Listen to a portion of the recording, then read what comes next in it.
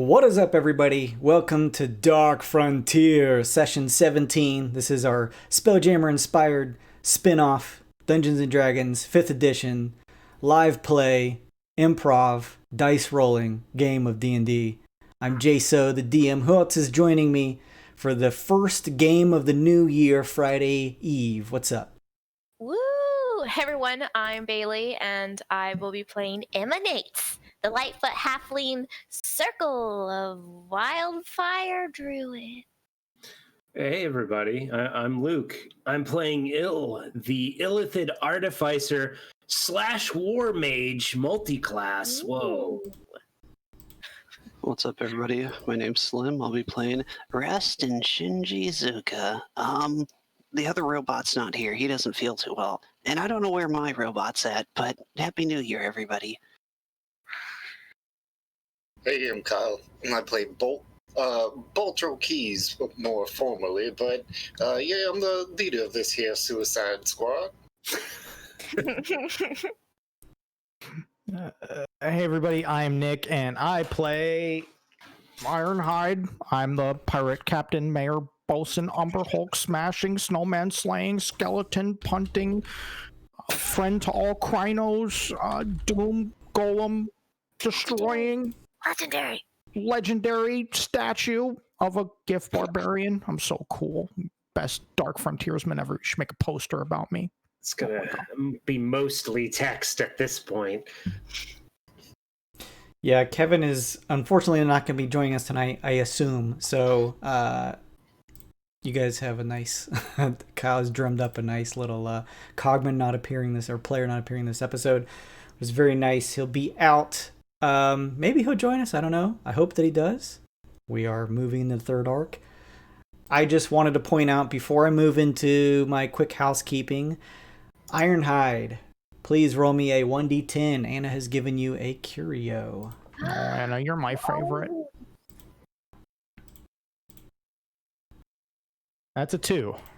All right.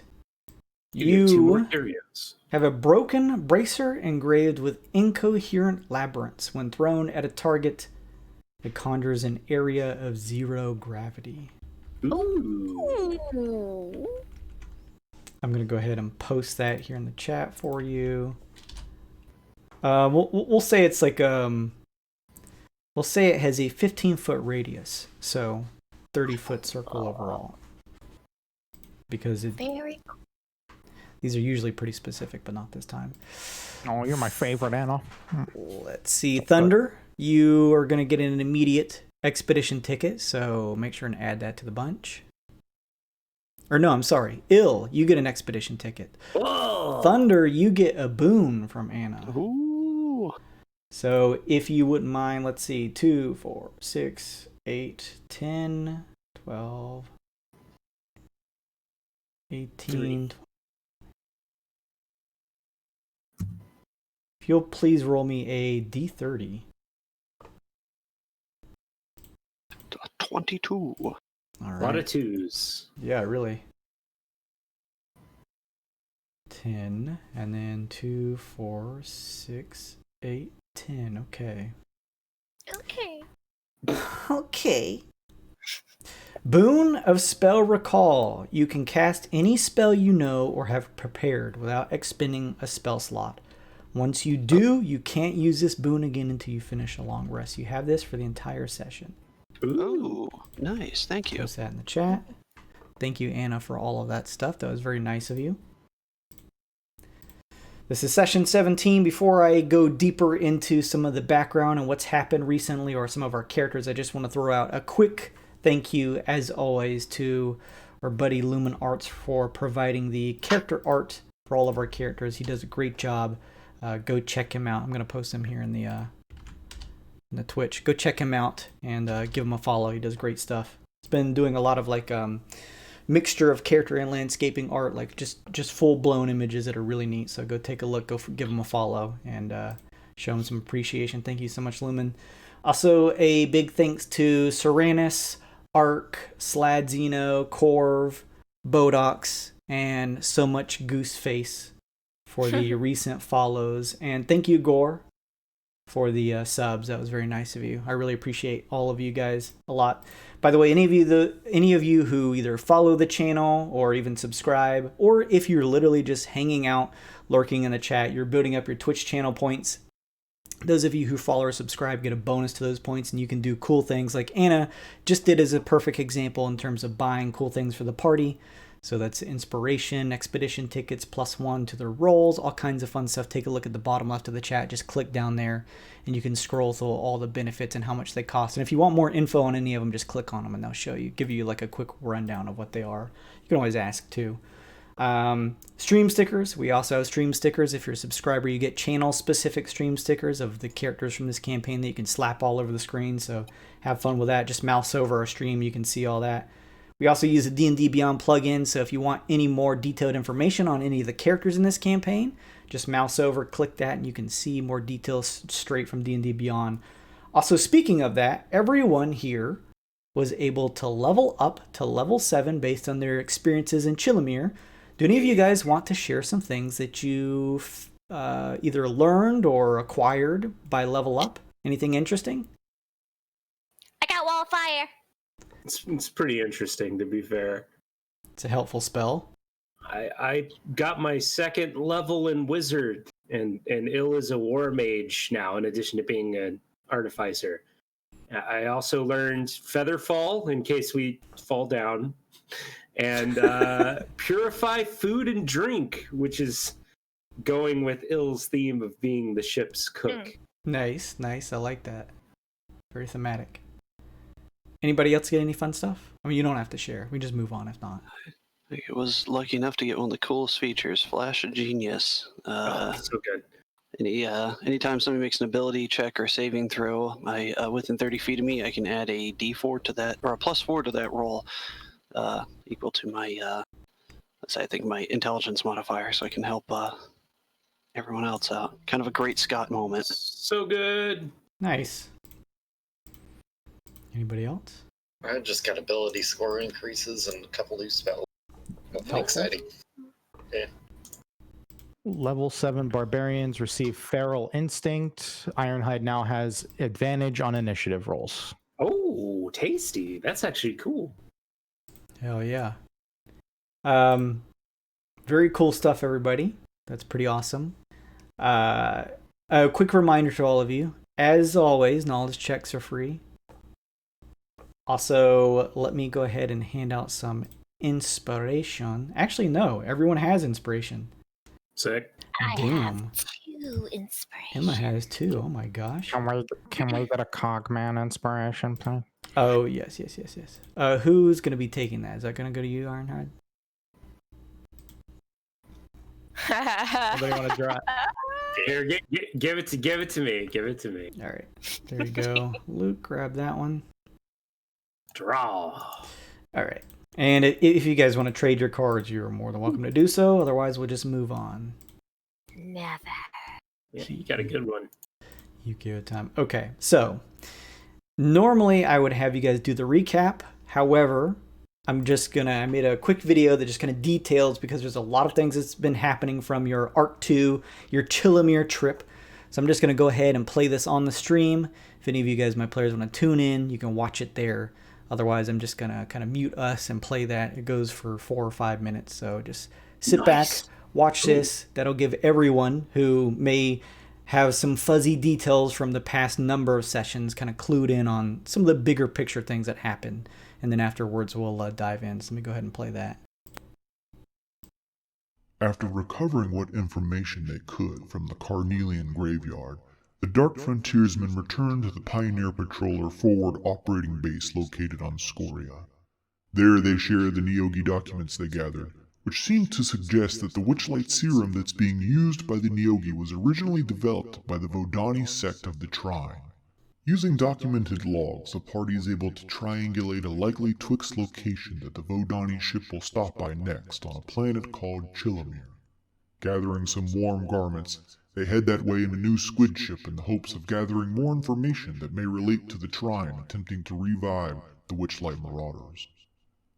During their travel through wild space, the ship is attacked by a fire lich. It scores a direct hit on the ship, damaging their food supplies and severely wounding one of their crewmates, Briarbun.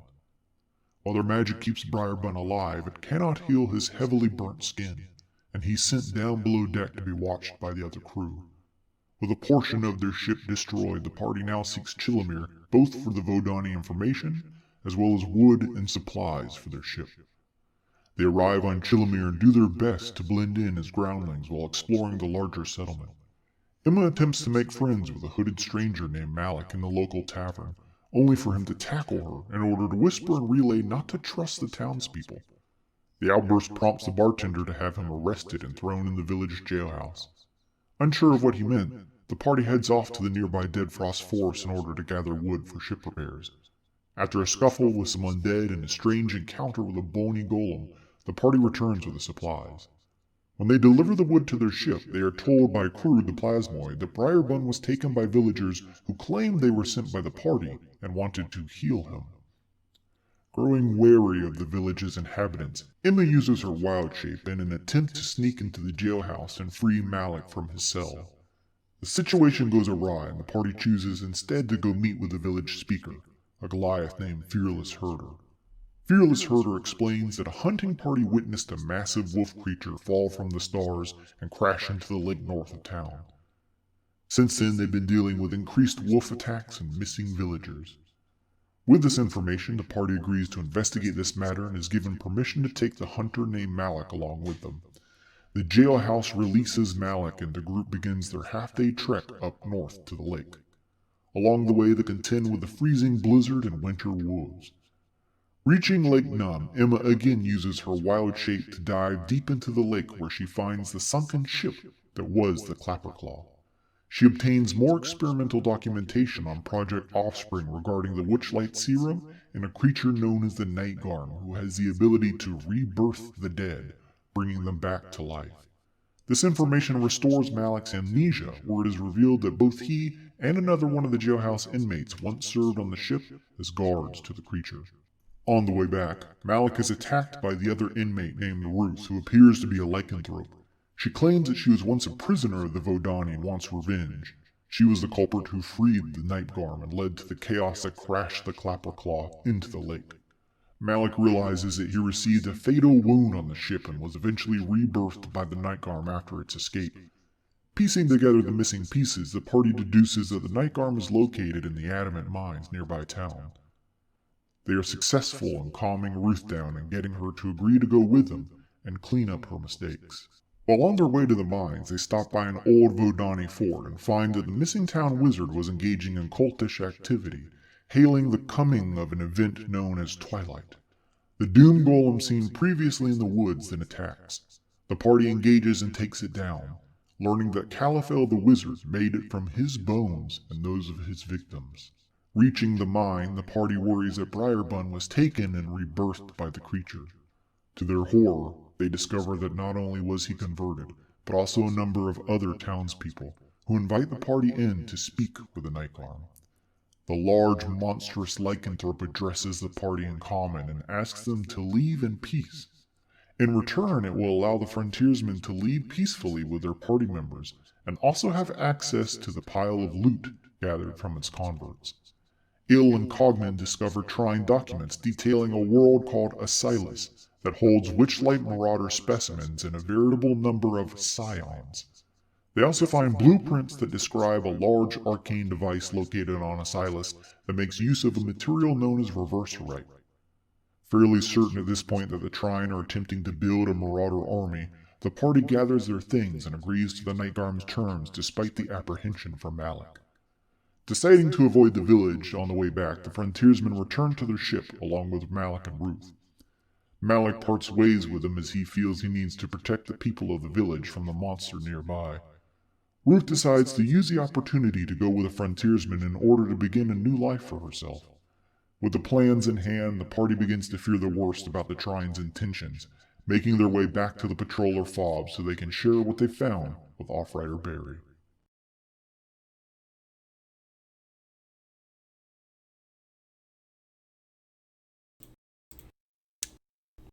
All right.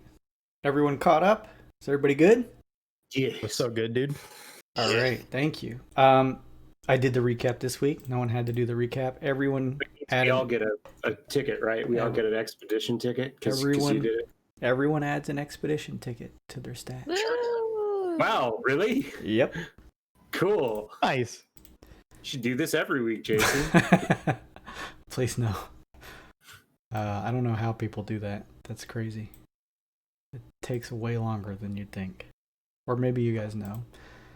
So, as you guys watched there, you had finished up your things on Chilimir and were headed back towards the Scoria Fob on your squid ship.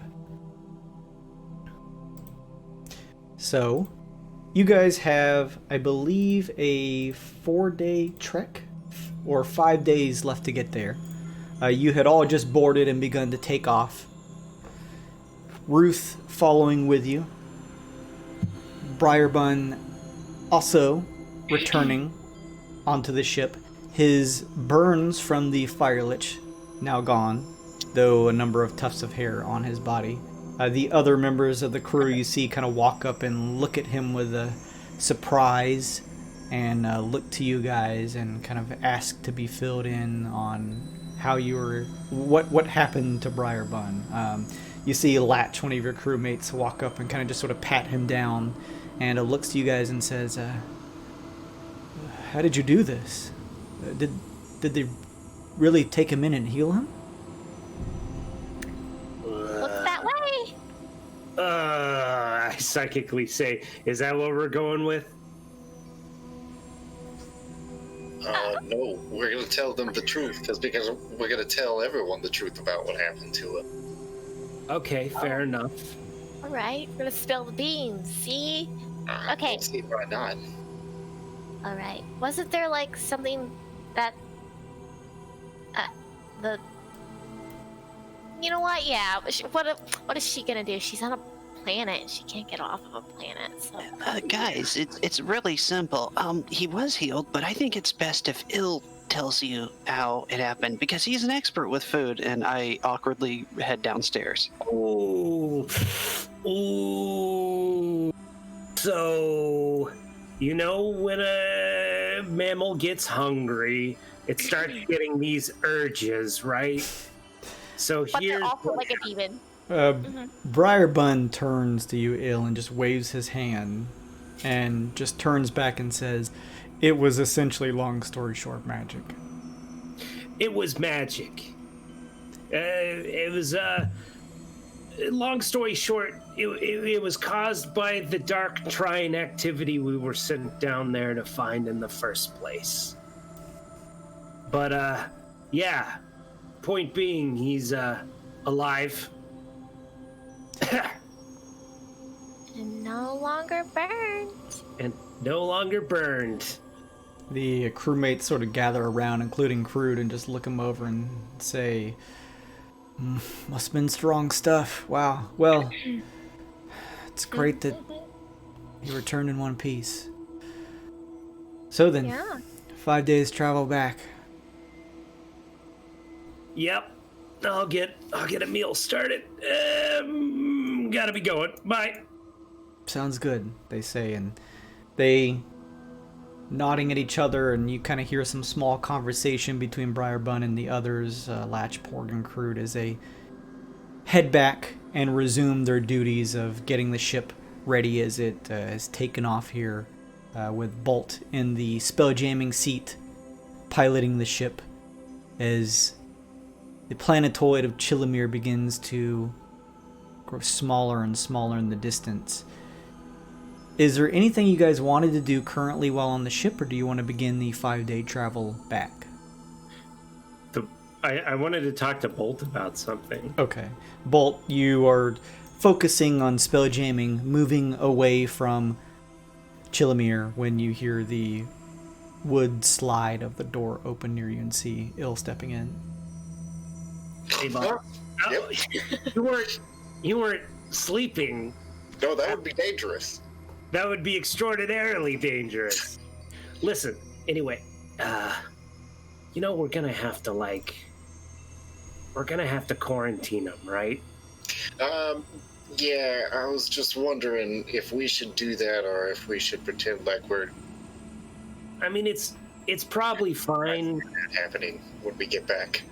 It's probably fine to let him roam about the ship, right? I mean, he's just one guy. But I don't know. By the time we get back to the fob, what if, that demon wolf still has a connection to him, puts ideas in his head, tells him to steal one of them ships there. Yeah. Anyway, we said we'd put in the good word for him, but, it's just something to think about. You're right. And, I'm worried that we worry too much, so maybe we just have somebody watch him. We just assign somebody to watch him for his own good, in case he collapses, so to speak. So, I can think of a couple of people, but I'm thinking Mr. Cogman would be perfect for this kind of role. I was also thinking the same thing. Cogman would be perfect for this. He's a keen eye for some odd behaviors. I'm sure he would notice something strange that was going on with him. When he's got a boring task, he's just heads down, nose to the grindstone. Just, yeah. He goes at it like a machine. I agree with you. But I suppose it's not your role to hand that down, but I will let Mr. Cogman know about what I'm planning. All right. Excellent, thank you. And I appreciate you coming to me with this. Of course, boss. I wish I could give you a gold star or something. Don't patronize me. I'm still an Illithid. Bye. I just wanted to change your parents, and I just... That's all right. It's all right. All right, well, Mr. Cogman, if you could report to the deck, and somebody else needs to drive. It's been a long time. I'll do it. Okay. Does somebody want to play Cogman, or you want me to play Cogman? It doesn't matter to me. It's just going to be straightforward. Like, hey, Mr. Cogman, I just need you to have a look-see after our friend there. Make sure nothing goes awry. Nothing goes... Can't use the word that's in my mind. Nothing strange happens with him. Yes, I'm Cogman. There you go. There you go. Yes. I'll watch the skin suit human. Yes. Actually, it's his humanity that I wish you to watch. Yes, exactly. I'll watch and make sure he behaves like a human. Yeah. I'm Cogman. Holy shit, dude. Deleterious notes upon his behavior will be required upon landing, I'm sure. If not by me, but by our superiors. Thank you. Yes, indubitably. I power down, but I never stop watching. I'm ever vigilant, because I'm made of metal. I'm Cogman. I'm gonna fucking die. He tires, but I am relentless. I'm Cogman. I mean, this is what happens when you miss a session. Holt just says, excellent.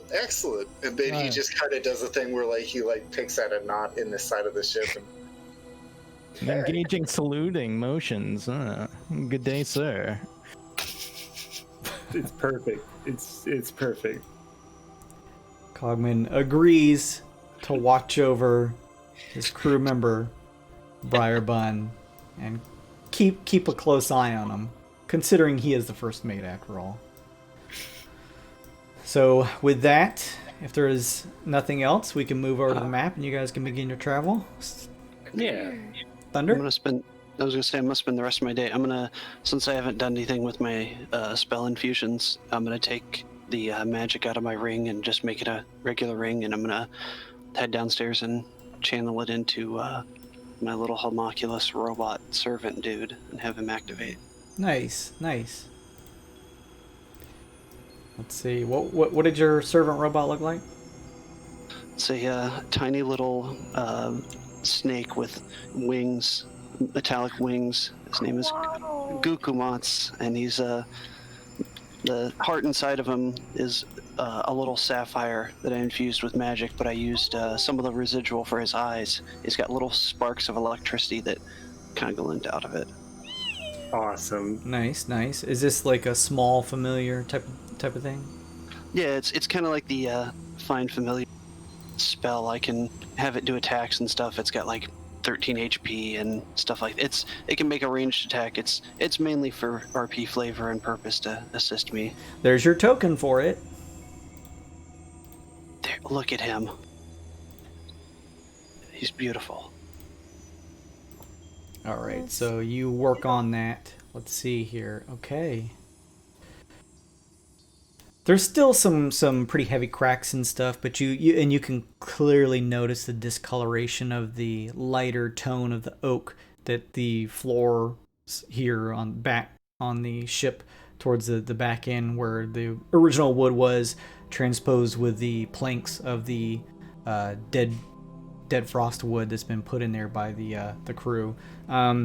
Not incredibly sturdy, but sturdy enough to handle you guys and walk over it, and so that there's not a giant hole over the ship. Probably with some mending may kind of clear up the last bits of these stretches of damage here, but that may take a day or two. Otherwise, if you guys are ready to take off, I'll move the map over. Ready. All right. Can't think of any other outstanding business, anyone? No. Chris says no, let's go. I'm hungry. I'm gonna eat. Floor it, little one. All right. All right. Too fast. Look at the map. Ooh, look at this map. Why does it look like this? This is the This like Spelljammer eyes? this is the new map Oh. with the kind of it would kind of sort of be like the senses if you were spell jamming, but it's much cleaned up. You know, we've been using that map since the beginning, and it had got a lot of busy shit all over it. So this is a much cleaner map that gives you a better idea. Things are much more visible for you all. So you guys are on Chilimir. The squid ship is yours to control. It will take about 5 days travel to back to Scoria. 1, 2, 3, actually 4 days to get back. So you can go ahead and move the squid ship one space to cover 24 hours. Chicka chicka. 1 day passes. Jump. Things are relatively quiet out in wild space. Emma, you continue to pilot the ship, and travel continues. Who would you switch up with, Emma, after spending 8 or so hours spell jamming? I'll take it. I choose. Thunder's duty. Yeah, sure, whatever. I guess Shinji. It's not a guessing game. There's a duty roster right here. All right, I pick you. I choose you. I'll choose. But there's fine. I got it, boss. No problem. You take some time off. You did almost die twice. Well, I mean, yes, until after your shift when it's my. All right, if you guys, I'm gonna go to bed. Listen, he's still almost gonna die. He's pretty old. Look at him. Go to bed. Don't forget your medicine, Pops. Oh, God. Thunder, you pilot the squid ship for a good number of hours. On the second day, if there's nothing else you guys want to accomplish, go ahead and move it another hex. Do we need to make repair checks on the ship at all, or is it okay? It is manageable. Again, if you want to use some mending or some spells to, or even just some physical checks to help repair things, you're welcome to do so. Otherwise, it's passable to get you guys back to the Scoria Fob. Just does not look the prettiest. A little patching wouldn't hurt if you know how. I'm the mayor, captain, bosun of the ship. I can repair anything. I got a big hammer. Maybe I help. Oh, you cut out through the middle of that. Oh, really? Yeah. Oh, I'll reconnect.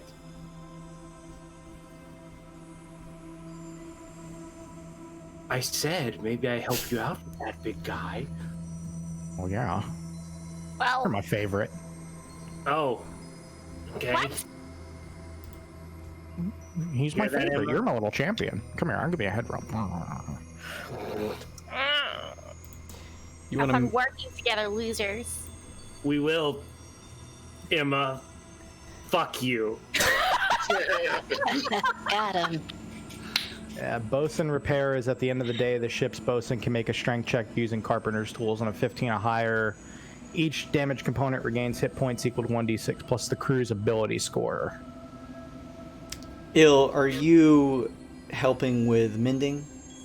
I absolutely am. Okay. I know mending, and I'm good at repairing things, and I have woodcarver's tools. I'll say, yeah, in that case, it makes sense for Ironhide to do this with advantage, as Ill is following up right behind you to make sure that things look much better and there's not these large gaps. This is probably the most advantage I could give, short of cleaning guns. All right, strength check. Strength save or strength ability? If it's just a strength check, then it would just be just that strength modifier by itself.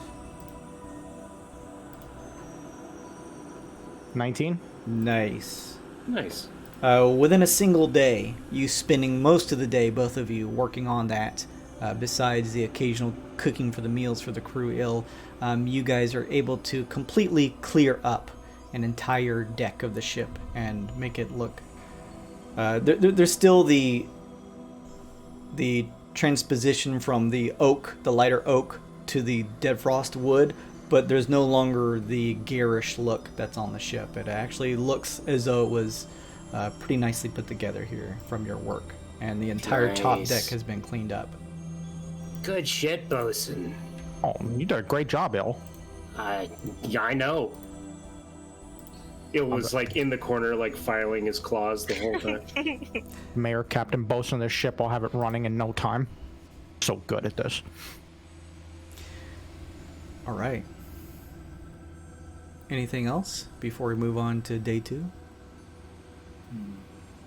Or day 3, rather? Day 3. Try and repair it again each day. That's really all I got. Go ahead and move the squid ship up another. Moving squid ship. Moved. Nice. Oh, thank you, Silent Baducky, for following. Really appreciate that. You get some immediate Twitch channel points. Go look at the rewards down in the bottom left of the chat. Thank you for following. As you guys are going and traveling on the squid ship, I'm assuming, Nick, you're playing Cogman. You... yeah, some Cogman. Superior being. Is there a passive insight in D&D 5e? I think so. Yes. It's even on our sheets. What is Cogman's passive insight? Oh, that's a great question. I'm not pulling it up now. Not sure. Not sure if he would be inclined to be perceptive. I'm popping over here myself. I know he has good perception. Just insight. It's wisdom based, so give a shit. No, he does not have good perception or insight. Those are both +0. Face was punched by that radiant golem back on the graveyard. I still haven't recovered my sensors. Does anybody have a 12 or higher in passive insight? Yo, I have a 13. Those of you who do, you guys can clearly notice that although Cogman does not really seem to take note, that as most of the crew is like they're not in the greatest of moods after everything that's happened with you guys losing a crewmate, nearly losing another, Briarbun. That Briarbun himself, even though he's doing all the duties that he should as a crewman, he looks just like in a very dour mood. He's almost moving a bit slower than usual, and he just seems to have this cloud over his head. Potatoes. He looks over to you and heads over. Yes, ma'am. You hungry? You feeling like some meat? No, thank you. Oh, you're really not hungry? You don't want anything to eat?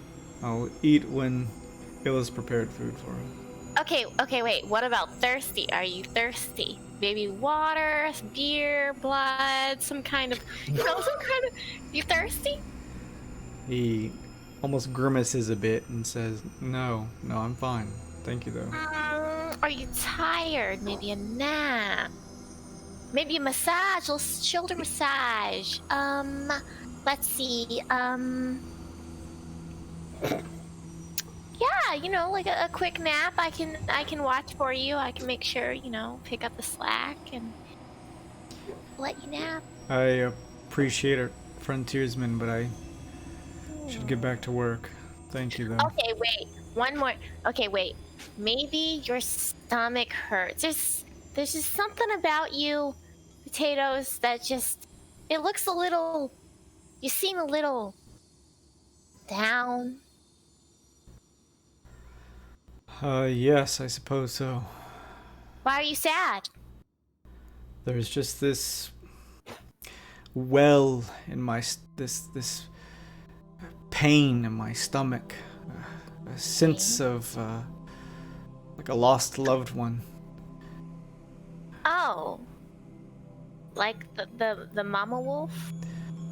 He looks to the other crew to make sure there's some distance and looks back and says, Like the mama wolf, I mean. I think so.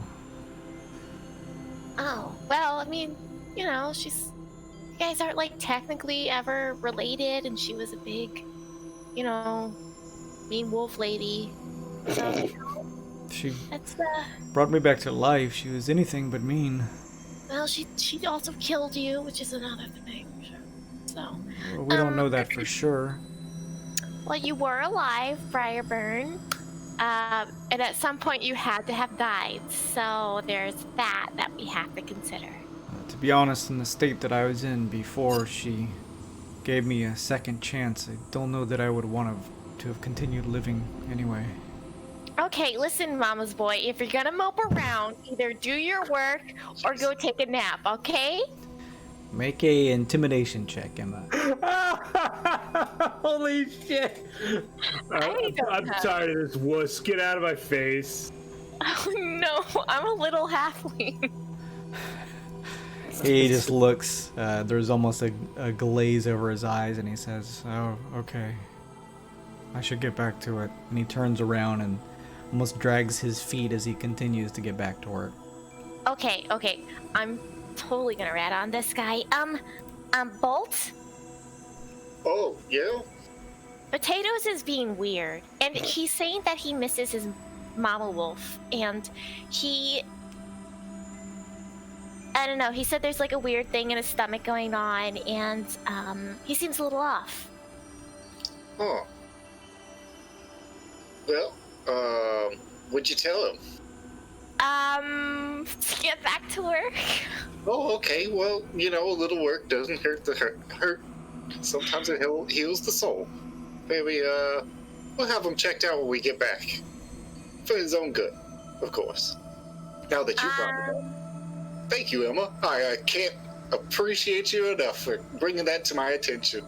All right, let's get home. God, we're the worst at everything. Anything else from this day? I think we've done quite enough, too. I ask Ironhide. I say, hey, Ironhide. Yeah, boss. Well, I'm eating. This is good. How the repairs? You see, I repaired the Oh, well, yeah. I'm glad you asked because I was going to tell you about it. I did such a good job on the repairs. I noticed that you did a great job up there. It'll help too, but I did such a good job. Barely knew. I bet you he helped a lot. Yeah. So, is there much more to be done? Oh, according to my bosonology, we got 2 more decks to complete, and then we've completed all the decks, but it's seaworthy, space-worthy right now, but it's so good. You can expect it any way you want. It's so good. Right. And these last 2 decks, they are interior decks? Yes. Yes, they're interior decks, yeah. Excellent. That means inside. I know what that means. That does mean the inside ones. That's exactly right. Now, I want you, instead of doing repairs today, maybe you and Mr. Cogman, I would like you to watch out for Mr. Cogman. He's been after a special project of mine, and I just want you to be his right-hand man, all right? Oh, promotion again. Yeah, of course. I'll be the pirate captain, mayor, first mate, bosun of the ship. I can do all of it. Just, enjoy your time. Keep vigilant, but enjoy your time. I'll enjoy this. It's just, I'm so good. I'm such the best pirate captain ever. I'm the first mate now, and the bosun. We'll see what Il can do without you. I bet it will pale in comparison to you. Oh, I wouldn't even ask him to do it. He's better just heating my Debbies up without me. Wow. Holy shit. That's a fair point, but we'll see what he can get done today, or maybe he's got another plan. Thank you. Okay, yeah. Aye, sir. If no one asks Il to help fix the ship, he will spend the day doing absolutely nothing. Well, Bolt was then going to come and tell you that Emma told Bolt about Brybern looking weird. So we're definitely going to have to report him when we get back. Oh, yeah. You see that a lot when you separate a thrall from its brain master. Yeah. They don't know what to do with themselves. Eventually, Yeah, well, I gave Mr. Cogman... You know what that means, right? I tried to really comprehend it. I understood it as a general threat, but okay. If you want to explain it, I'd be happy to listen. Nah, not particularly, no. Well, like I said, I gave Cogman a little help, a little muscle with Ironhide, and so he's not going to be doing any repairs today. He looks sideways at you. Mm-hmm. So if you don't have anything going on... Yeah. I'm thinking they're, Yeah. Maybe just double check his work and maybe... Uh-huh. I don't know. I forgot why I came in here. Yeah, that's okay. You need anything, let me know. I beat around the bush so much I got lost in pasture. I'll see you later. Okay. Goes back to cleaning his gun. doesn't do anything. Bolt comes back in and repeats himself almost verbatim as he started. Oh no, okay, all right, I get you. He's being old. I'm doing the old. Oh, okay. Okay, see you. Okay, all right. I think that's it. That's it. Can't think of anything else. Who would be taking over to Spelljam right now? Oh, it's supposed to be my duty shift. Don't worry, Bolt. While you're piloting the ship, I will keep my eye on everyone. Good. That's okay. I can pick up slack on the repairs, since we've got special assignments for other things. Oh, I thought Il was doing the repairs. repairs, that's what it was. God damn it. All right, yeah, go for it. You have Mending Thunder? I do. All right. We'll say with your mending, is it just Thunder doing repairs today? Apparently. Okay. So with your Mending Thunder, it takes a little bit of work because you kind of just have to run your hands along almost like applying glue to watch as the arcane energies pull some of these gaps together to finish up the breaks and haphazard work that was done to just try and quickly get the ship back in working order. So within a full day of working on this, the middle deck has been repaired to about 50% of what it should be at to be fully repaired. I'm gonna test my little robot to have him use some mending on parts of the wood as well. Make sure everything's in order. Nice. You're working on that. Bolt, as you are spell jamming, headed through wild space, using your sort of sixth sense to see on the outside of the ship, almost like a 360 camera that kind of just peers around, and you can also kind of just sense the generality of where everyone is on the ship, at least that you are aware of. Using your Spelljammer vision, you begin to pick up the sense that up ahead, because you can kind of sense celestial bodies out around as you're spelljamming here, that there is the squid ship slows coming out of a spelljamming speed, and up ahead you see a number of what looks like objects, perhaps creatures, shifting around. Just quickly using your Spelljammer senses, it looks like there's maybe anywhere from 20 to 30 of these things that are shifting around in wild space, almost swimming through it. Shit. Can't really pick up any other details in that, considering it. The spell jamming sense is almost just, it's like an ethereal glow that you can kind of perceive out of your spell jamming eye up ahead. You can't really pull any more details from it.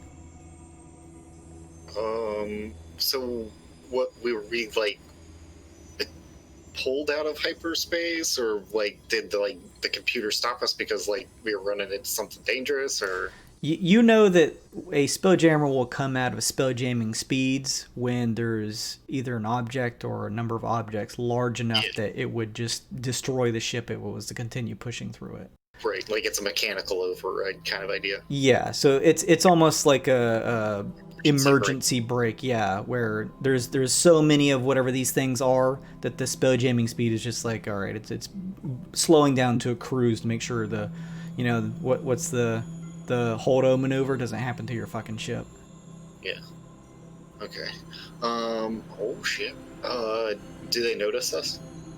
Difficult to tell. You get the sense just from sensing them that they're probably at about 60 to 90 feet out up ahead of you, and if you were to head up to the top deck, you could likely get a better look at them. I think I have... Oh, captain only. Oh, stealth the ship. A captain can engage this activity only when weather conditions restrict visibility. Oh, how's the visibility?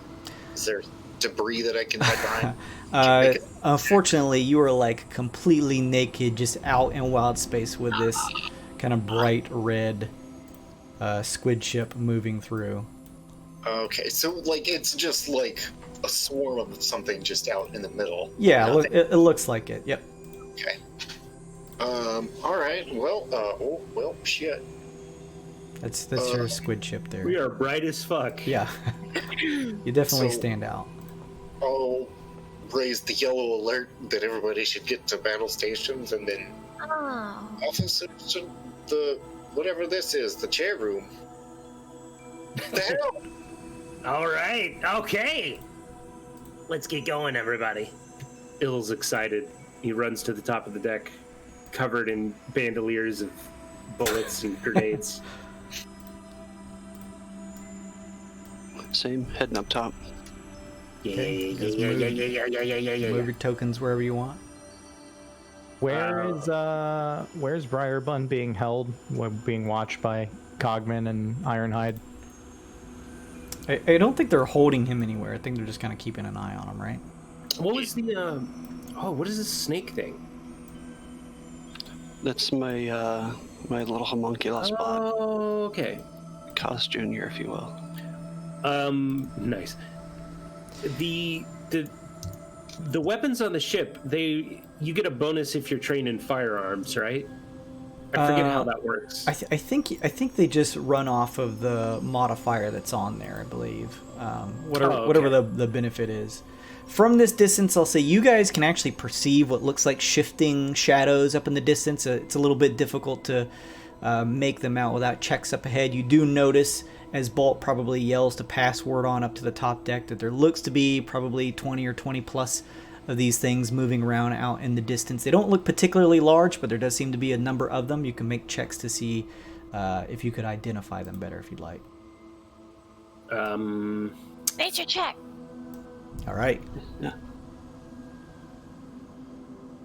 Once With one of I each. get that page. I'll also do a nature check. Nice. Investigation or perception, either of those work? Probably perception, not so much investigation. History at all? History would potentially work, yes. I'll take Yeah, history check. scanning database.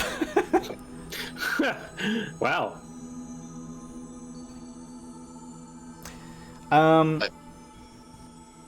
Okay, so with your guys' combined checks, you are able to see up off in the distance, still probably about 50 or so feet up from your ships. You are able to see this creature, which I'll give you some details on, swimming about. Kill it! Give us the fire at will. Dear God. Cogman and some of you guys, along with your combined checks, you're able to reveal that these things swimming up in the distance is a school of Delphinids. They are friendly beasts that typically only swim through the phlogiston, which is the space between the large spheres that kind of make up the universe. So interesting to see them out here in just standard wild space. But are they good to eat? Ooh. From did someone, you guys did 2 nature checks? Yeah. I had a 16 on mine. Yeah, from your nature checks, you know that the meat of a Delphinid is particularly good, but considered bad luck by many sailors to kill and eat. They're space unicorns. They kind of have the appearance of wild space dolphins. They have a fish-shaped body with trilateral symmetry. Everything seems to be found in like a triplicate. They have a head that tapers into a blunt nose, or 3 eyes placed equidistally around the head. They seem to have a mouth that almost has 3 jaws, all of which are hinged. You notice 3 large dorsal fins equidistally around the large central part of the body, and the tail, as you watch it flap back, as if they are swimming through the ocean but moving through wild space here, kicks around with 3 fins at the end of it as well. As they are swimming, their bodies have this multicolored swirl and streams of just different colors, like an octopus. It kind of just runs in bands across them, making them shift and change colors as they swim up ahead. I want to touch one. I want to have good luck. I want to touch one. Okay, so we're not killing these then. I don't know. Those things are like 12 colors of ugly, literally. Yeah, I don't see any reason to engage with them. Let's just enjoy them from way over here. Oh. Say hi. Hi. Hi, scary space monster. Hello, dolphins. Hello. Alright, I'm going back down below deck. It's at about this distance that some of the Delphinids, you can kind of see that they swim and almost kind of rotate their bodies to notice the ship. And a few of them actually, 2 or 3 of them, begin to slow, to actually kind of fall back a little bit and begin to swim closer to the front of your ship. Yeah. I want to lean over and reach out and clap and try to get one to come over so I can just touch it. As Emma runs up to the edge and is kind of screaming, calling at them, raising her hands, there's about 3 or so that actually begin to match the position of the front of your ship. And your squid ship has these long pseudopods and these tentacles that shoot out ahead of it. And the Delphinids are just sort of gracefully, almost without any fear in their mind about your ship, just kind of swimming up and down, rotating through, almost like a SeaWorld show, shifting through the different tentacles and stuff. Make a nature check, Emma. Oh, nature check. Okay.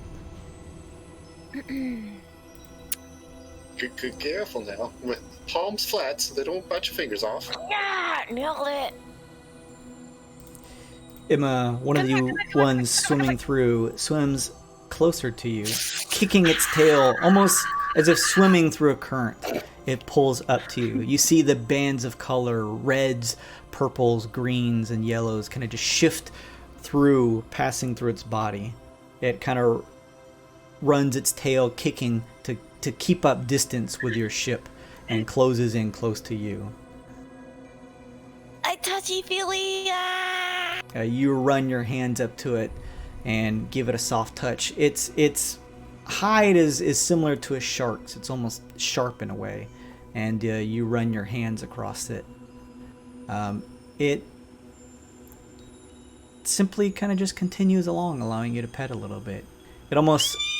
It twitches a bit, kicking its tail with almost a bit of pleasure as you kind of run your hand across it and pet it. Bolt! Yeah. Look at me, Bolt! Look at me! Bolt! I see it. I'm very proud. Ew! Look at touching guys! I can't hear you. Goodbye. Phil's already walking back downstairs. Shinzi! Shinji!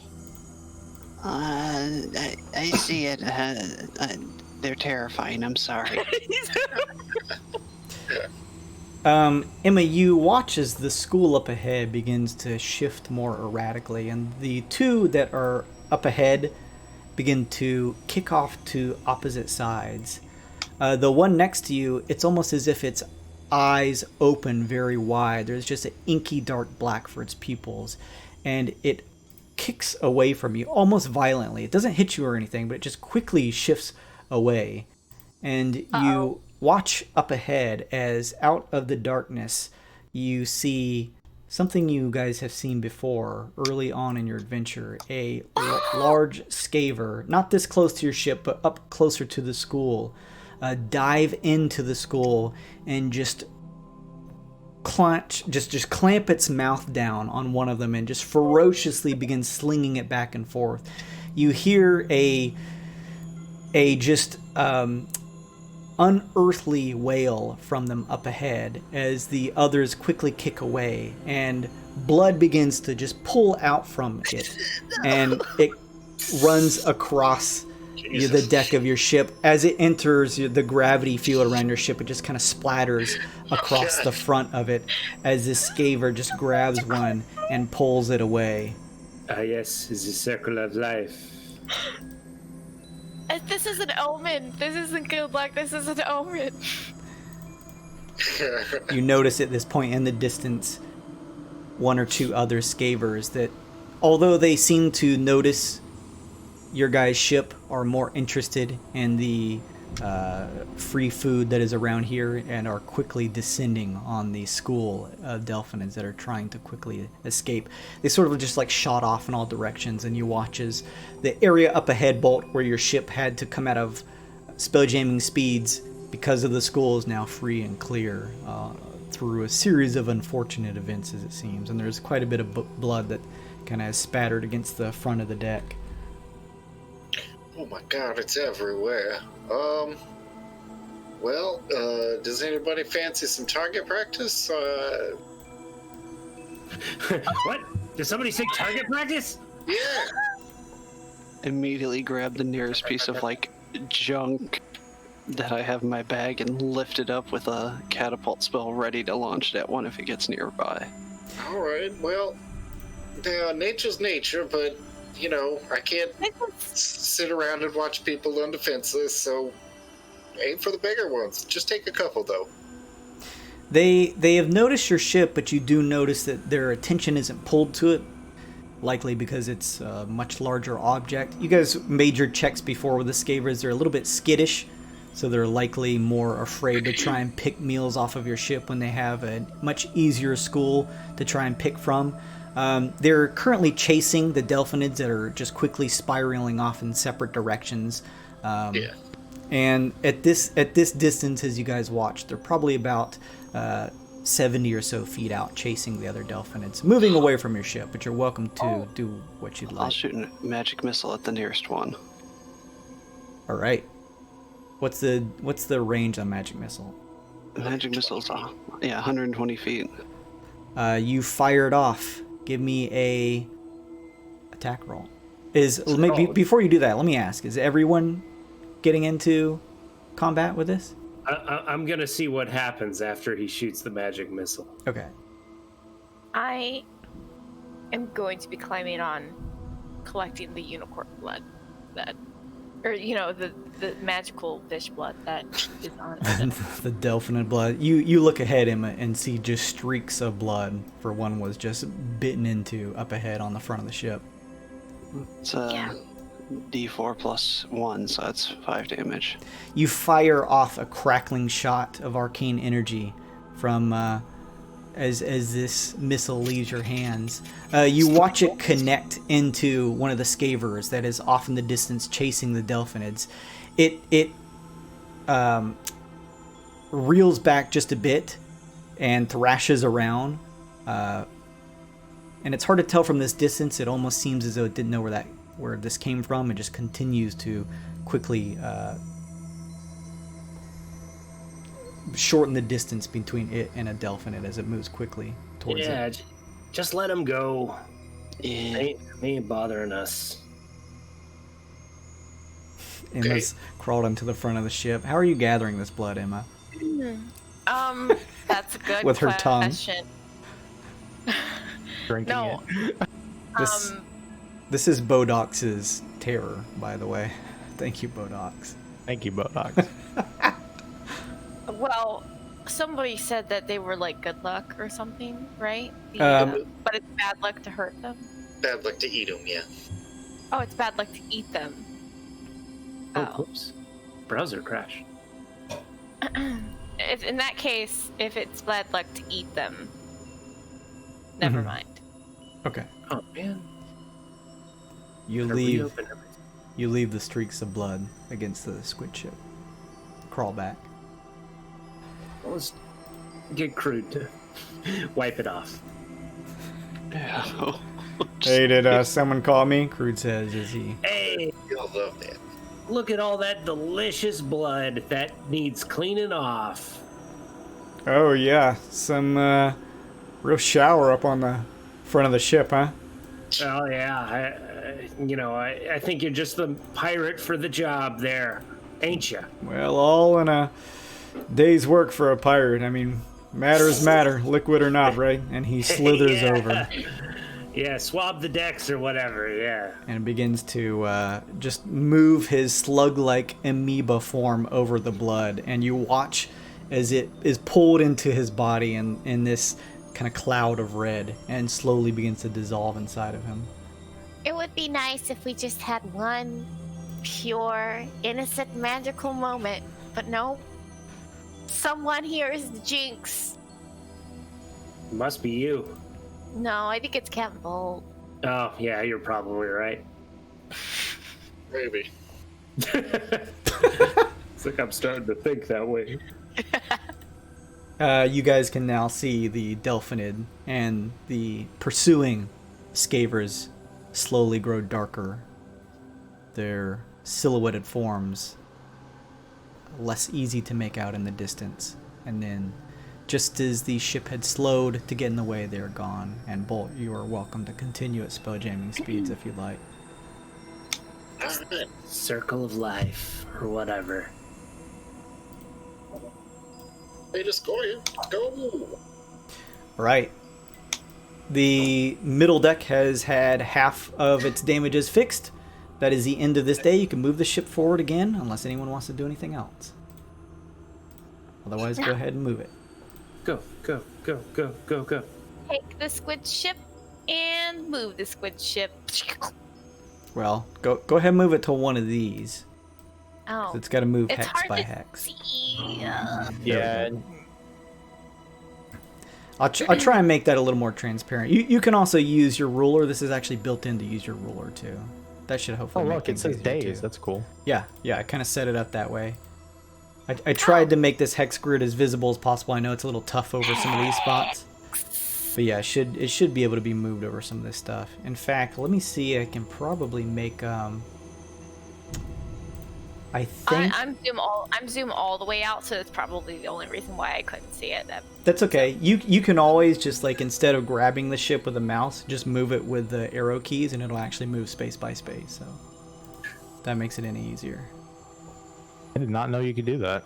Well, it is set up to do that now.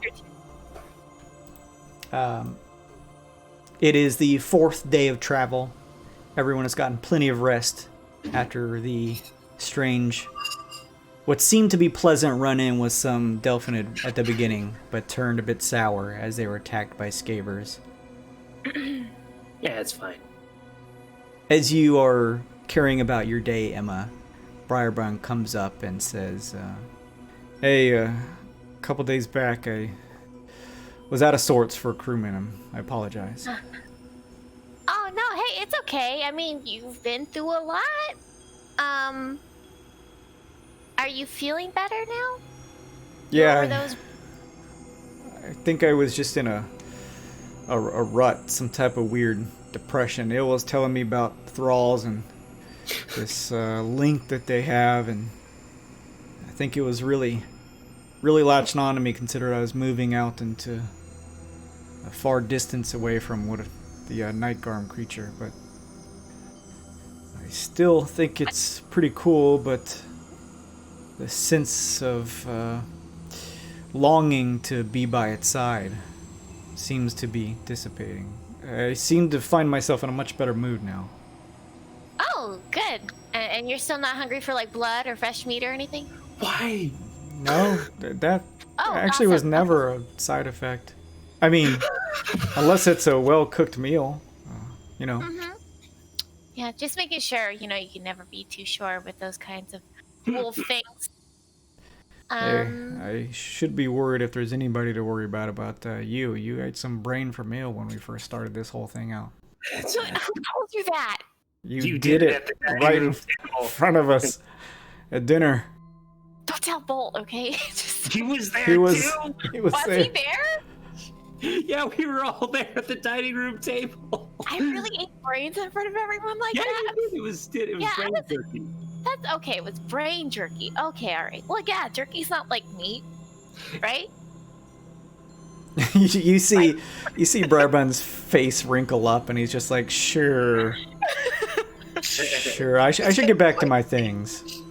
Okay, Potatoes. Nice talking to you. Yeah, I really appreciate everything you've done for me. I'm gonna get back to swapping the decks now. Yeah, have fun. Okay. Okay. Bye-bye. All right. With that, there's nothing else. Do you want to go ahead and try and finish up the second deck, Thunder? Sure. All right. Yeah, I was gonna check in with Ironhide and Cogman if they didn't have anything weird to report about him. Then I was gonna let Ironhide get back to his business. Yes, reporting Cogman. The bloviating braggart you sent to spy on me was completely irrelevant. Keep him up there with you as hired labor. Sorry. Best. I'm bloviating. I'm a GIF. I'm not a bloviate. What do you? I don't like him. I'm going back to work. That's all right. He's just got, some words they mean different culture words. All right. The red shirt that you've asked me to look after appears to be suffering from what you mambles describe as emotions. It's highly inefficient.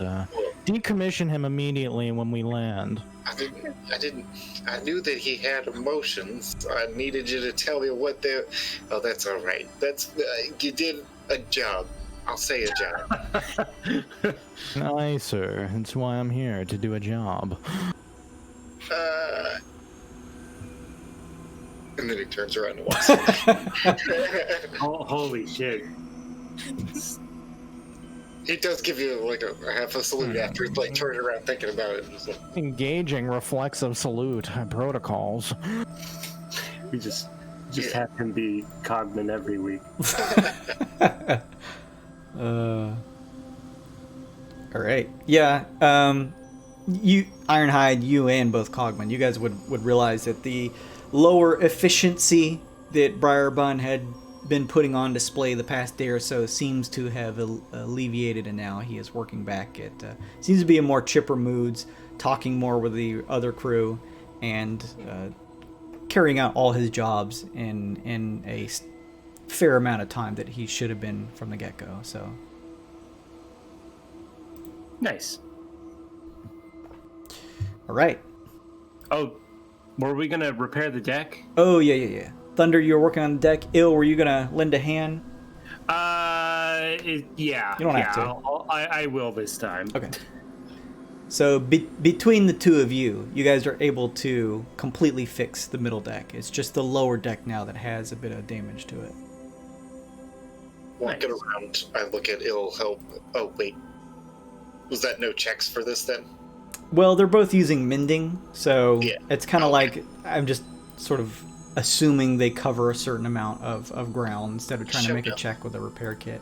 Yeah, I was just gonna RP a Bardic Inspiration if we're not rolling. Good. Yeah, they just kind of spend the day running their hands slowly, a arcane glow coming from underneath. Yeah, pretty much just like a little robot vacuum, except they're just kind of crawling on their knees across the floors, kind of covering any of the blemishes and cracks in the wood has disappeared as they run their hands over it. Just takes time because it's such a wide area. So that's fixed. Just the bottom decks now, which again, still operational, just not the prettiest. All right. Anything else? Otherwise, you guys can move that squid ship to Scoria. Move. Back, Scoria. Boink. Before we land, guys, just to check, I don't want to be greedy. I'm willing to toss up some gold. I can use the adamantine ore we mined, correct? I mean, fine with me. What do you guys think? Yeah. Use it if you got it. Just make something cool with it. The only thing is, I can disguise myself, but I might need a hand from one of you guys going down to that forge guy me and Bolt and Emma went to go see. I'm gonna have to hide in my room for a day or two because I really need to take most of Thunder and scrap him with the rest of the ore to go from regular metal mail to full plate, reinforce him a bit. Okay. Well, what do you need from us? I need someone to help me carry that stuff down there and kind of schmooze and talk with him because I can only disguise myself for an hour or two. So I'll probably have to hide in my barracks for a bit. Why do you need to disguise yourself? Why don't you just go down there and talk to the guy?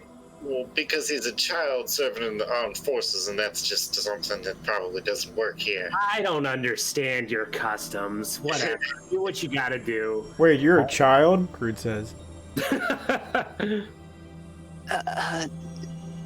I was once. We all grow up. Damn.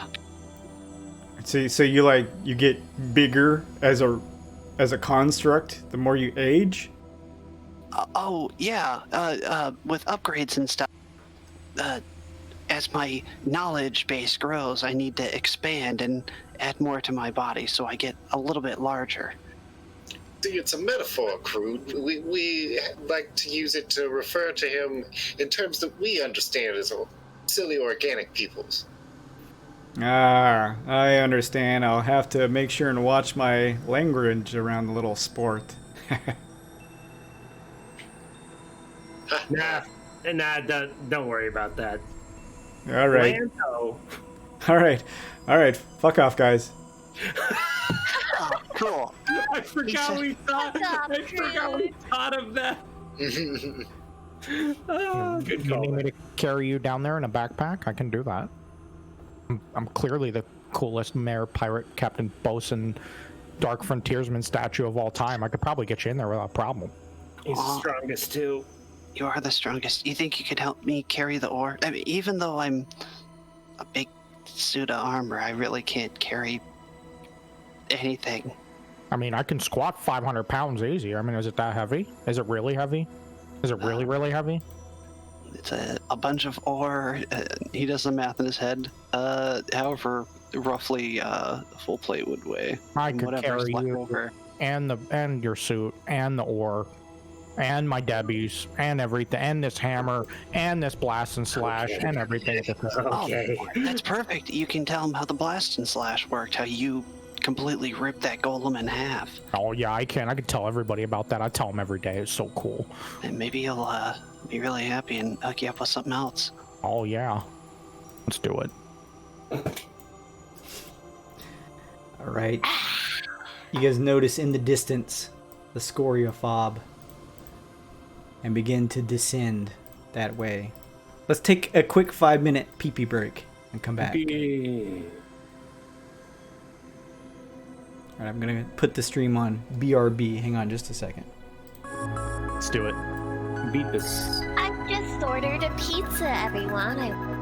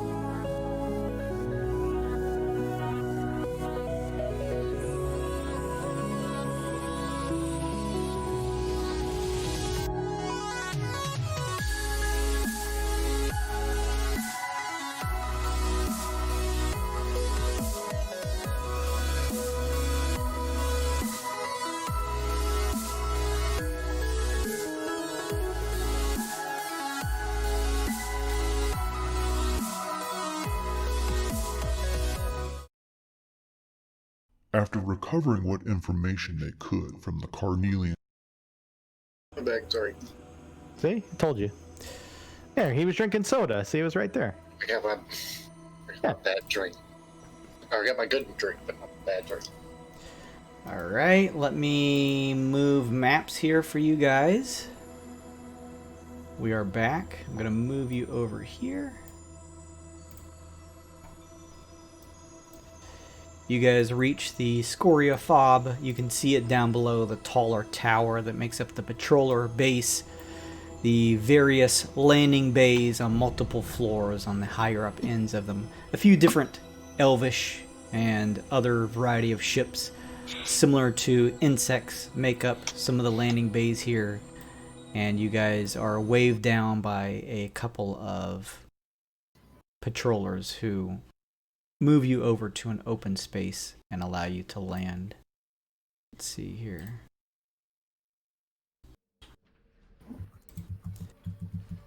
Right. As you guys set down, you see a couple of the other patroller members moving to put out the anchor and set everything else to keep the ship tied down. The crew looks to your way, including Briarbun, and he says, I don't know how long it's going to be till we see you guys again, if we're even assigned to you, but I appreciate you helping me out back there. So this is it. We might not ever see each other again, huh? Meat and potatoes. Who knows? Maybe at some point in the future. Last time we took a break, it seemed like a little over a whole month flew by, so never know. We'll put in the good word for you. Stay safe out there. Thanks for your service. Yeah, you're probably a little better off, a little safer now that you're unassigned to us. That's probably true. You can see the other crew members, the ones who are still alive, are both almost breathing a sigh of relief as they're kind of finishing up getting the ship set down. Ruth turns to you all and says, "You may want to explain to them exactly my intentions in terms of allowing them to speak with me so that I can help them. I am what they may assume part of the Shrine. I wouldn't want them to think I was hostile." Oh, of course, you're with us. Yeah, why don't we go ahead and make a couple radio contacts before we actually dock you then? Is there like a dock master that I can call? There's a couple guards standing at attention on one of the large steel double doors that leads inside the tower. There's also one or two down below on the surface of this landing bay here, just this large open circle round steel platform the squid ship has landed on, that are kind of just tying things down. You hear the clang of the anchor drop to keep the Spelljammer in place. Yeah, okay. Likely no dockmaster per se, but any of these soldiers could relay a message if you needed them to. Well, I guess we need to know the protocol for quarantining compromised crew member, number one, and number two, declaring like a defector. A defector, yeah. That would likely be with, in your case, Pathfinder, since you are of a higher rank, you would have the direct authority to assume that. Anybody that would give you trouble here on the dock, you can just profess your rank and basically just open up and admit to this. And you'd likely just need to send a letter or some type over to Barry, or if you guys are ready, go meet with him directly and just relay this information to him so that he can make the appropriate accommodations for both of these situations. I mean, maybe we just go directly there, huh? Yeah, I suppose there's no reason to fiddle around. Jesus, what did I just say?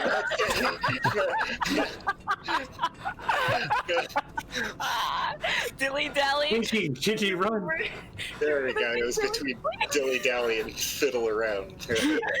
Oh my Jesus, fucking that was god! not better. Let's keep going because we don't have time to waste. That is what he meant to say.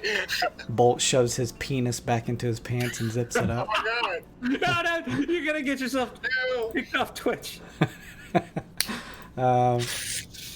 You guys descend off of your ship and begin to head inside. You do notice some strange looks from the patrollers here on the docks, Bolt, but no one directly says anything, especially because of your status. And you guys are able to head in the double doors. If you want to, you guys go ahead and move through the various rooms and hallways here of the patroller fob and ascend a staircase up and notify the 2 guards standing at attention outside of Offrider Barry's room. As they turn to each other and make a whisper, they look and point and say, "Who's this?" pointing over at Hush. Hello there. I'm sorry, not Hush, Ruth, sorry. Hush is here? No, sorry. We don't know who is that. They are pointing at Ruth. Ho there, comrades. We've got well, it's difficult to explain, but she's on our side now. She has some information that she's willing to share. They look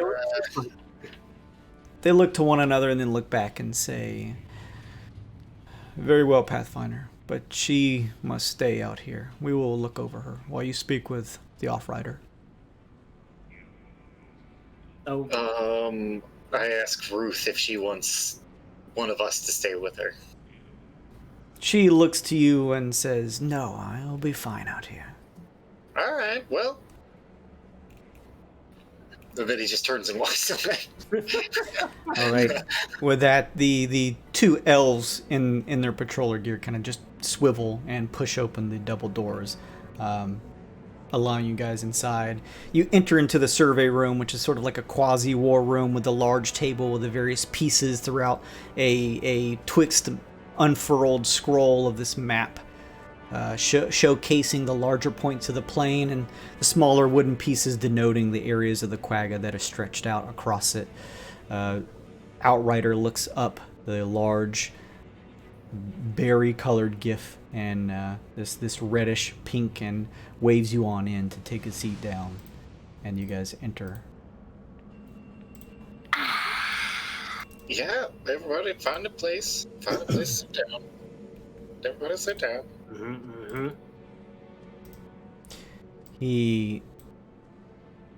Outrider Barry turns and says, "Please have a seat. It's been a while, frontiersmen."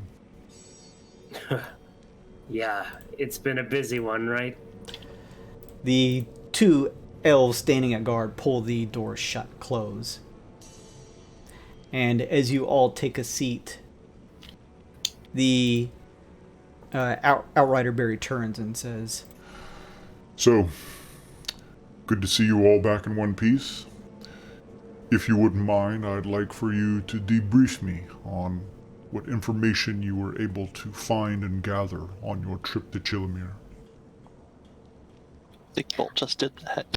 Well, we have logs. We have logs to show you. Here, I have the logs, I think. Yeah, I think you had all of them. We've got better than our sketchy members. We've got writing. "Very good," he says. and he extends out a large hand and takes the notes. You guys have Vodani research notes that were gathered by you, Emma, off the Clapperclaw. You guys have the blueprints to this, what looks like a large and tall arcane device. And also in that pile, when you guys encountered the Night Garment, you also, from Ill and Thunder, you guys also recovered notes detailing the planet called Asylus. Yeah, Asylus. Yeah. The big points are that Chilimir place is crazy, and we probably shouldn't send anybody back there because, well, Yeah, we're like nature is a crazy place, and we'll just leave it at that. Otherwise, there's this place called, I already forgot the name. Asylus. Asylus, that seems to be on every piece of paper we find. We're like filling them in, like leaving nothing out, if memory serves. Yeah, it's a stronghold where all the Witchlight Crusaders are being held, and there's a whole bunch of scions or something, and it's got like a population of like over 500 people or something, and there's offspring, and they started a test on the scions, and there's like reinforcements on the way. It's just like TV static after that. So I'm assuming you guys together are just trying to literally give him as much information as possible. From Fire Lich to the Briar Burn that got barfed out of a big red wolf. The full thing. He is listening intently, occasionally unfurling some of the notes that you hand off to him and sort of parsing through it. Ears still chipper and just kind of taking it all in as you go over it. After you guys finish, he says, "Good work, frontiersmen. I'm going to go ahead and pass this information on to my superiors. You are to take a 3-day leave while the senior patroller officers review the info that you've gathered." Sure. Glad. Oh, the lady outside, she helped us throughout that planet, and she is to be trusted, I think. Yeah. She seems to be wanting to do good. Now, I don't know the full extent of how we patrollers extract information from sensitive, maybe non-cooperative folk, but we did promise her she'd get good treatment around here if possible. You know, no thumb screws, that sort of thing. This situation that we find ourselves in, as you all have seen from the information that we have gathered, is of dire importance. So when we need to apply a strong arm, we are not afraid to do so. However, if she is willing to share what information she has gathered, then we are happy to remain hands-off. Great. The enemy of my enemy is my friend. I suppose we should try our best to keep her a friend. Fair enough. I will take you at your word, frontiersman, and have one of my associates escort her, find her a room, and begin some questioning with her to see what information she could parse to us. Excellent. Yeah, excellent. Take your 3-day leave. I, in the meantime, over the next 24 hours, will work on getting your requisition and earnings in order, and you will see them reach your particular rooms. Oh, what was that? I think I missed that last bit. Yeah, we caught reach and then something. He said he's just going to, within the next day, get your requisition and earnings ready and deliver it to your rooms. Nice. Cash at the door. Alright. He also says, When the time comes for us to meet again, I will send word to you. Excellent. Should we, is there anything that we need to be taking, anything we should accomplish in this interim time, or are we just on shore leave to say? From everything that you've relayed to me, it seems as though you are more than adequately awarded with a few days of leave time. So, relax, recuperate, and be ready to serve me again after that 3-day period. Oh, okay. Well, I'll turn a phrase, but alright. We'll come back to serve the patrollers. Of course. Yes. To whoever's paying us. Well, Let's go. Later then. all right, you guys leave the room? Ironhide will just like nod, salute, and slide Outrider Barry a little Debbie before he leaves. Oh my god. Outrider. He turns and looks you over and says, Ironhide, commendable work, GIF. And he, Toaster. in one bite, picking it up with 2 fingers, just gulps down the Debbie. Jesus Christ. As we step outside, I'll tell Ruth, they're gonna get you a room. Just, cooperate and spill the beans, and I'm sure you'll be out of here in time. She looks to you all and says, I appreciate you lending a hand with me back there. I will provide them whatever information I can. Perhaps in some small way, though not direct, I will be able to get vindication for what has happened in my past. Yeah, that's a good way to look at it. If we do not meet again, then good travels to you all, she says. Shinji's gonna pop his head, the visor up just for a second and say, thank you. Bye, Rue. She looks quizzically at you, Thunder, for a second, but then nods to you all.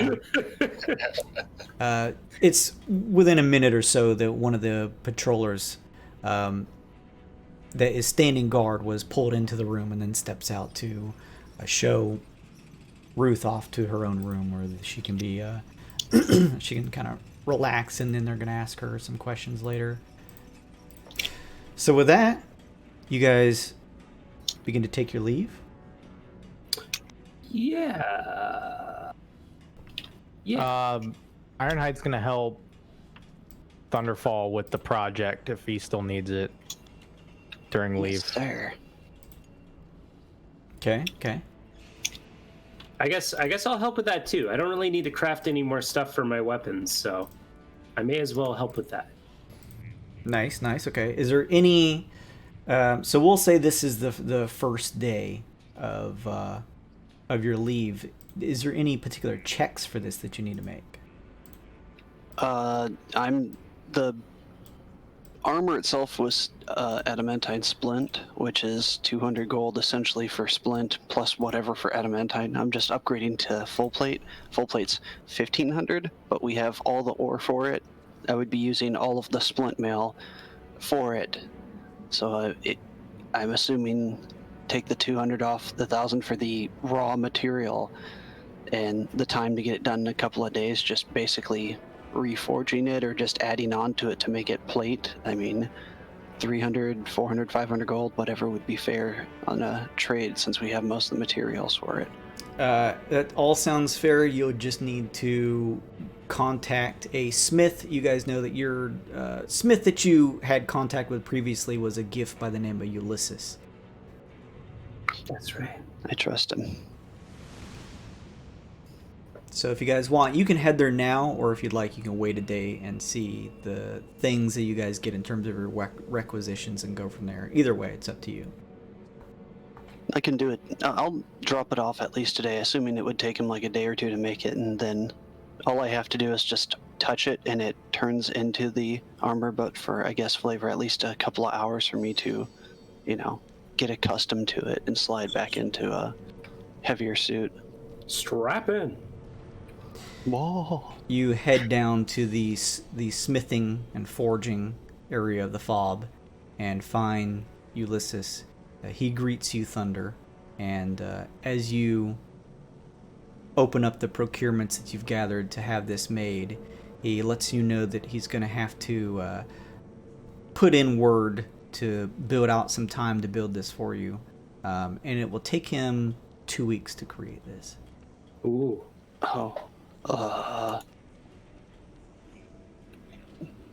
Being in my disguised self halfling form, I look to him and say, 2 weeks, that's a little rough. Do you think you could, I could come back tomorrow, see if we got anything coming back from the crew up top. We might be shipping out soon. I can't, have this, rust bucket not running. And I hold up one of the gems that I used for the little robot and say, his core is right here. I just have to get it back in, before we head out. Ulysses cocks his head and says, What are you asking me, boy? If you can do it, maybe just a couple days to prep for it. Gonna take 2 weeks.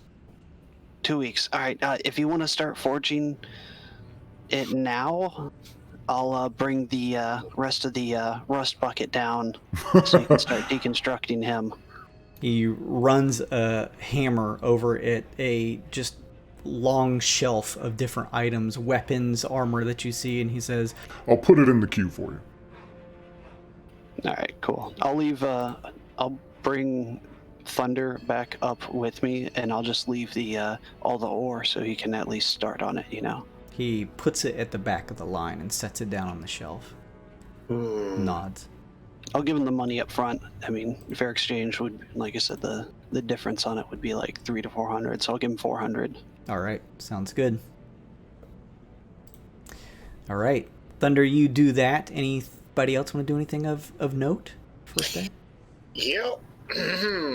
We have a kind of retirement to celebrate, I guess. Briarbird's probably not going to be around, so everybody, let's go celebrate Briarbird's career. Let's go drinking tonight. Okay. Woo! Sure, why the hell not? I purify food and water. Me too, buddy. Me too. I thought I had some kind of curio that helped me with booze. I guess I don't. Oh yeah, the booze finder. Oh, I do. Okay, Wildstone of Drunkards always knows the direction. Oh, I always know the direction when I'm drunk. Nice. That could work out. Because we're going to have what I call the meat and potatoes drinking game. Ooh. See, you take a shot, and then you have to say meat and potatoes. And then you take another shot, and then you have to say meat and potatoes. Until you can't say meat and potatoes anymore. I don't understand. Why do you need a game to drink? Well, because it's more fun and you can bet on a game. Oh. For money. For money. Got it. What are we betting? What's the bet? The bet, well, was with Briarburn for 20 missions. Let's say 20 gold. Okay, and it's who can't say meat and potatoes first? Until you get drunk is pretty much the... Knock on my door. I'll be right back, sorry. Pizza time. Pizza time. So, I'm assuming you guys both, as you're laying this on the party, are heading down to the cafeteria area. Yeah. It's relatively crowded here. There's a bit of a jovial nature mixed between a more serious couple of groups here, but you're able to find your seating and have access to a variety of alcohol that you could buy. All right, everybody. I don't know how we would do this. I guess just go round by round, make constitution saves, see who gets drunk last. I will share this with you here. Hang on just a second. Ooh. These are our drunkenness rules. Ooh. So we can just say that you guys could consume enough alcohol that you'd have to make a check as you go around and around. Yeah, that was kind of the idea. Sounds good to me, I guess.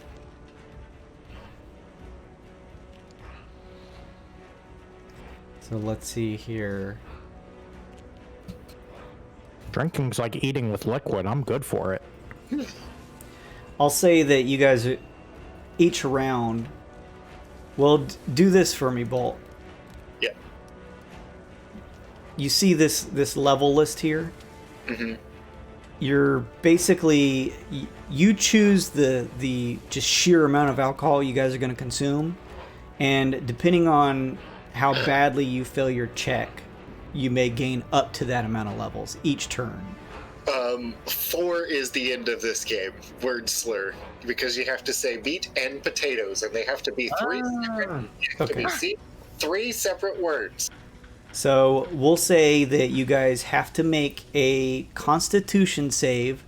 You guys are drinking moderately, so we'll say a DC of Con save 12, and if you fail, you have to roll a D4 and that will be the number of levels of drunkenness that you acquire. Awesome. Is meat and potatoes here? Make a high or low D20 luck roll. Too high. You do He it. recommended that he be quarantined and watched after because of like him Oh, being that's a good point. Yeah, essentially a hellspawn on Earth. yeah. Are we just drinking to him while we've quarantined him? Well, yeah, because he's probably never going to serve again at the very least. Oh, we'll be sure to let him know we had a lot of fun at his expense. Well, if he comes back, then we get to celebrate twice as hard. Ah, all right. Ah. Do we all put down 20 gold for this? Is that what's going on? Is everybody Okay. entering in on this? Yeah. Cogman won't because he can't get drunk, so he probably thinks this game is inferior anyway. Silly organics game. Ingesting greedily. It's inefficient use of caloric intake. That it is, Mr. Cogman. That it is. I will watch pensively. Thank you, T.H.U.N.D.E.R, for the follow. I really appreciate that. Hey, we're at 199 followers. Hint, hint. Wink, wink. What's the drinking order you guys want to do? We all go at once, right? Yeah. Okay. Shinji, are you joining into us? We'll water it down so it's easier on you. I'll put 20 gold in. Oh, yeah, Excellent. easy pickings. Something about this feels wrong, but whatever, it's fine. I have Alright. 100 gold on the line. You all grab your tankards and scoop them up and pour them down your gullets. Everyone give me that con save.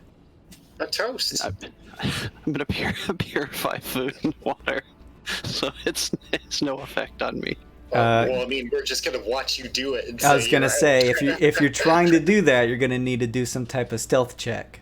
Or I'm doing it for appearance of the room. Just, I mean, I'm not in the game, but I'm doing it for appearance, just so nobody thinks anything's up. Wait, what? If we're drinking inside of the bar, Yes. and I'm involved in it, I'm doing it, so I'm a part of the group without trying to give myself up, so to speak. Are you in your thunder armor? Yeah, I'm still. I hop back. I mean, I'm wearing it until I take it back down to get it scrapped. So are you actually a part of this game? No, I'm just throwing in 20 gold for it. You're just putting in 20 gold for the winner. Yeah. Oh, okay. Oh, okay. Gotcha. Okay. I just want to make sure. Okay. All right. Everyone made their con save successfully.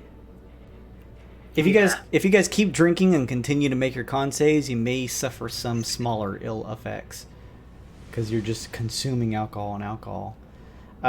Everyone tips their drinks up and slams them on the table. You all sort of like lean in and eye each other. Meat potatoes. And yeah, you all say meat and potatoes. It's all pretty clear from everyone actually this round.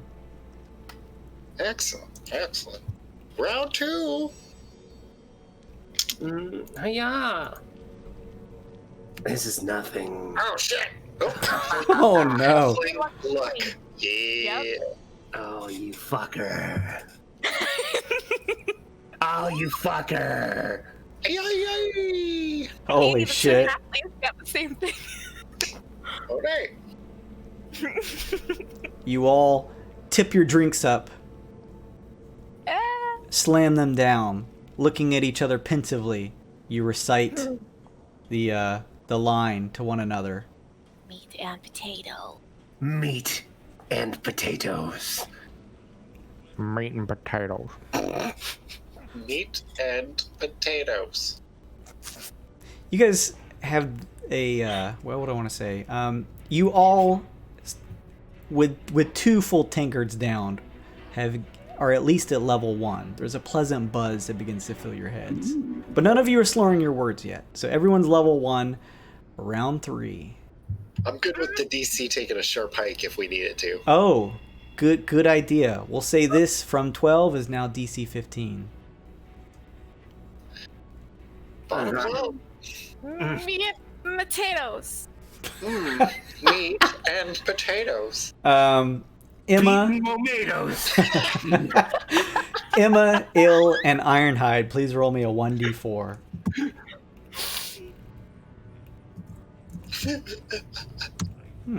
Oh, I'm still in the game, baby. I'm still. Oh, Emma. What is that? Yeah, that means you're at the max level. So, Yeah. before these additive levels, you guys are all automatically at level 2. So now we add these. Ironhide, you're at level 3. Ill, that puts you at level 4. Your words begin to slur. Let's get level 3, right? Because Yeah. we're I at think 1 we got before. We got a surprise one on us, I think. Okay. Oh, that's Fair. fine. That's fine. I just didn't know that was what happened. Wait. I just want everyone to know that right now we're facing north. So Emma we're is on the right- Emma is correct, but she is certainly slurring her words. Wow, that's something else. All right. I don't know about you guys, but the only word I understood was north. All right. With that, it moves to what, round 4? Round 4, everybody. It's just Bolt and who else? I feel great. Ironhide looks from across the table. Ooh. I didn't hear no bell. Nice. Meat and potatoes. It is my favorite, actually. No, I mean it, like my favorite. I feel like you don't understand me when I say it's my favorite. Look at me when I'm telling you it's my favorite. I'm looking at you right now. Jesus fucking Christ. The room is your coordination wanes just a bit. However, you guys are still not really slurring your words yet between the two of you. I'm going to ask for another round. This time the DC is 20. Oh, man. We have this giant hippo and this tiny old man just trying to outdrink each other. I've been drinking for 180 years. Here it goes. Oh my god. Oh my god, did Bolt win this? Holy shit. I can't believe it. I'm going to have both of you guys roll a D4. The person who rolls the lowest is going to win. All right, Bolt. This is all you. You're good at rolling. Uh-huh. Bolt, you spit out what you fear is almost a couple slurred words, but are able to push it out of your mouth. Ironhide, you say Briarburn's name, but it slurs as it leaves your mouth. And Bolt, you find yourself the winner of your own drinking game. Fancy that. I'm starting to think that Bolt only bets people on things that he knows he's gonna win. Because That's how you do it. That's how gambling works. I can't do this with my own glasses. Hold on.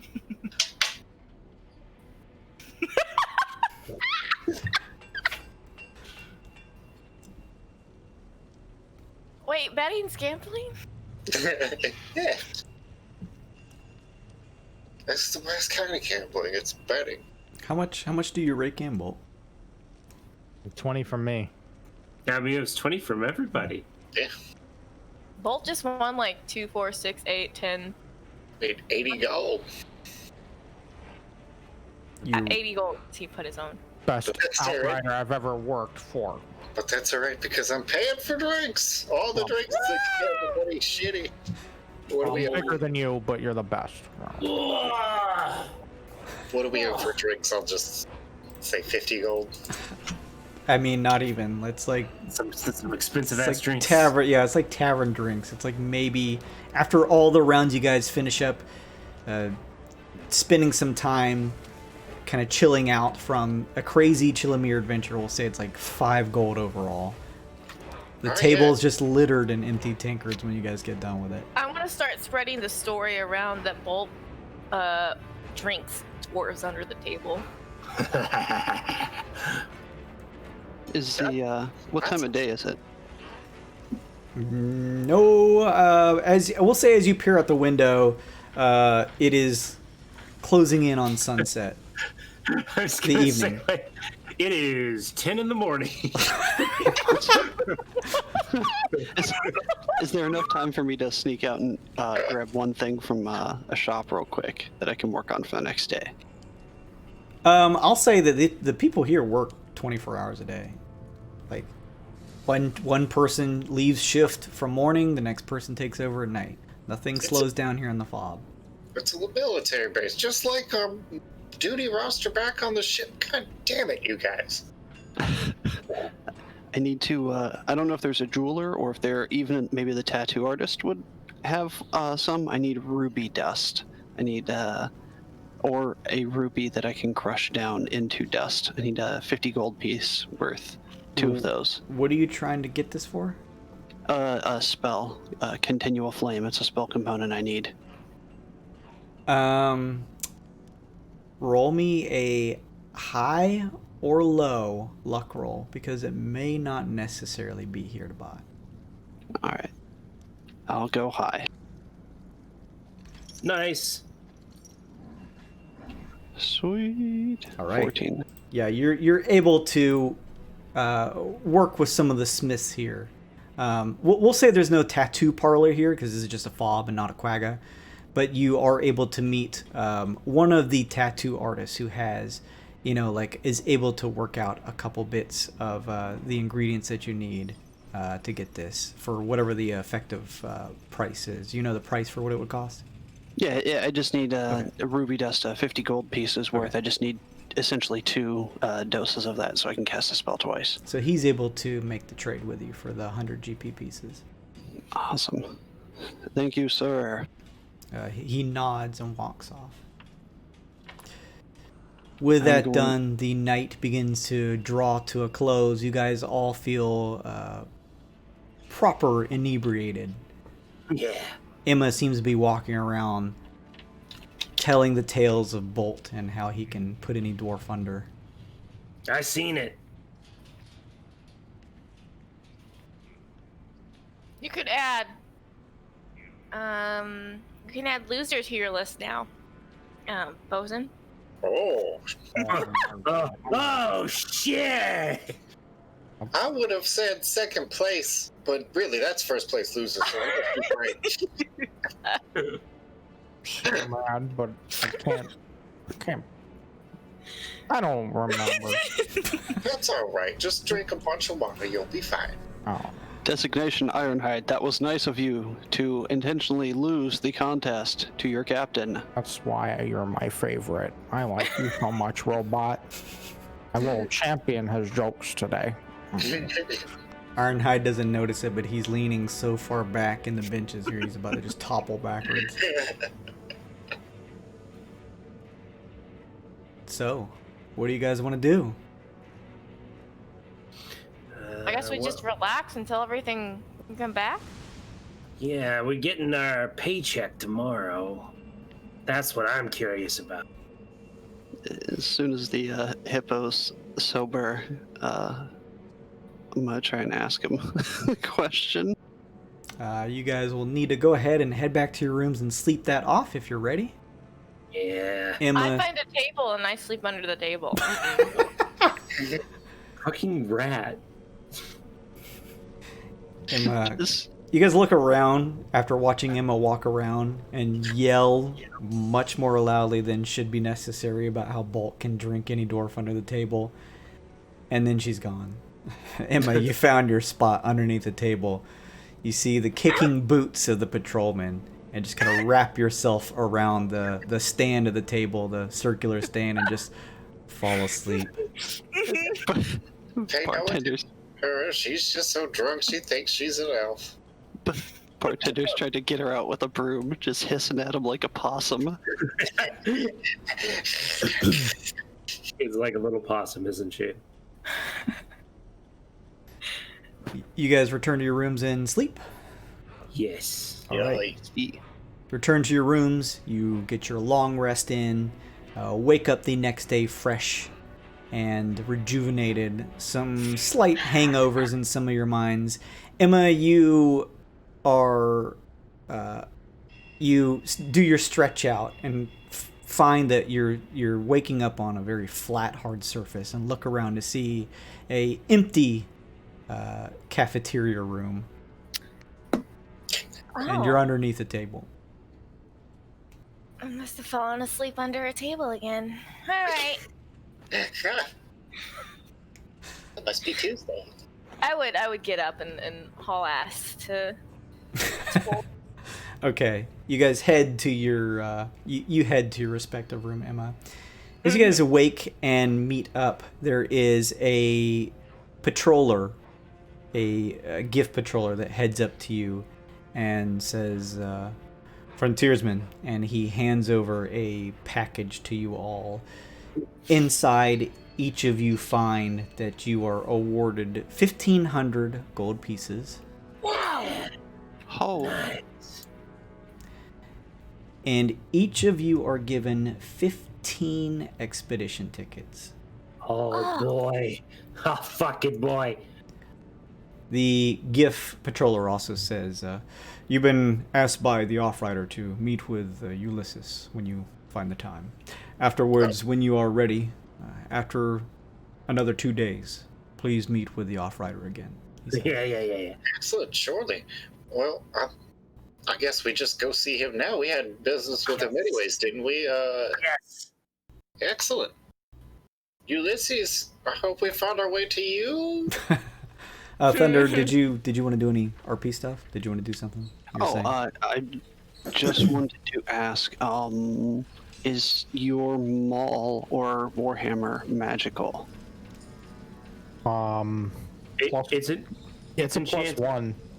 I don't think this will override it, since it's just an effect. It's not an enchantment. Continuous flame. You enchanted his Warhammer.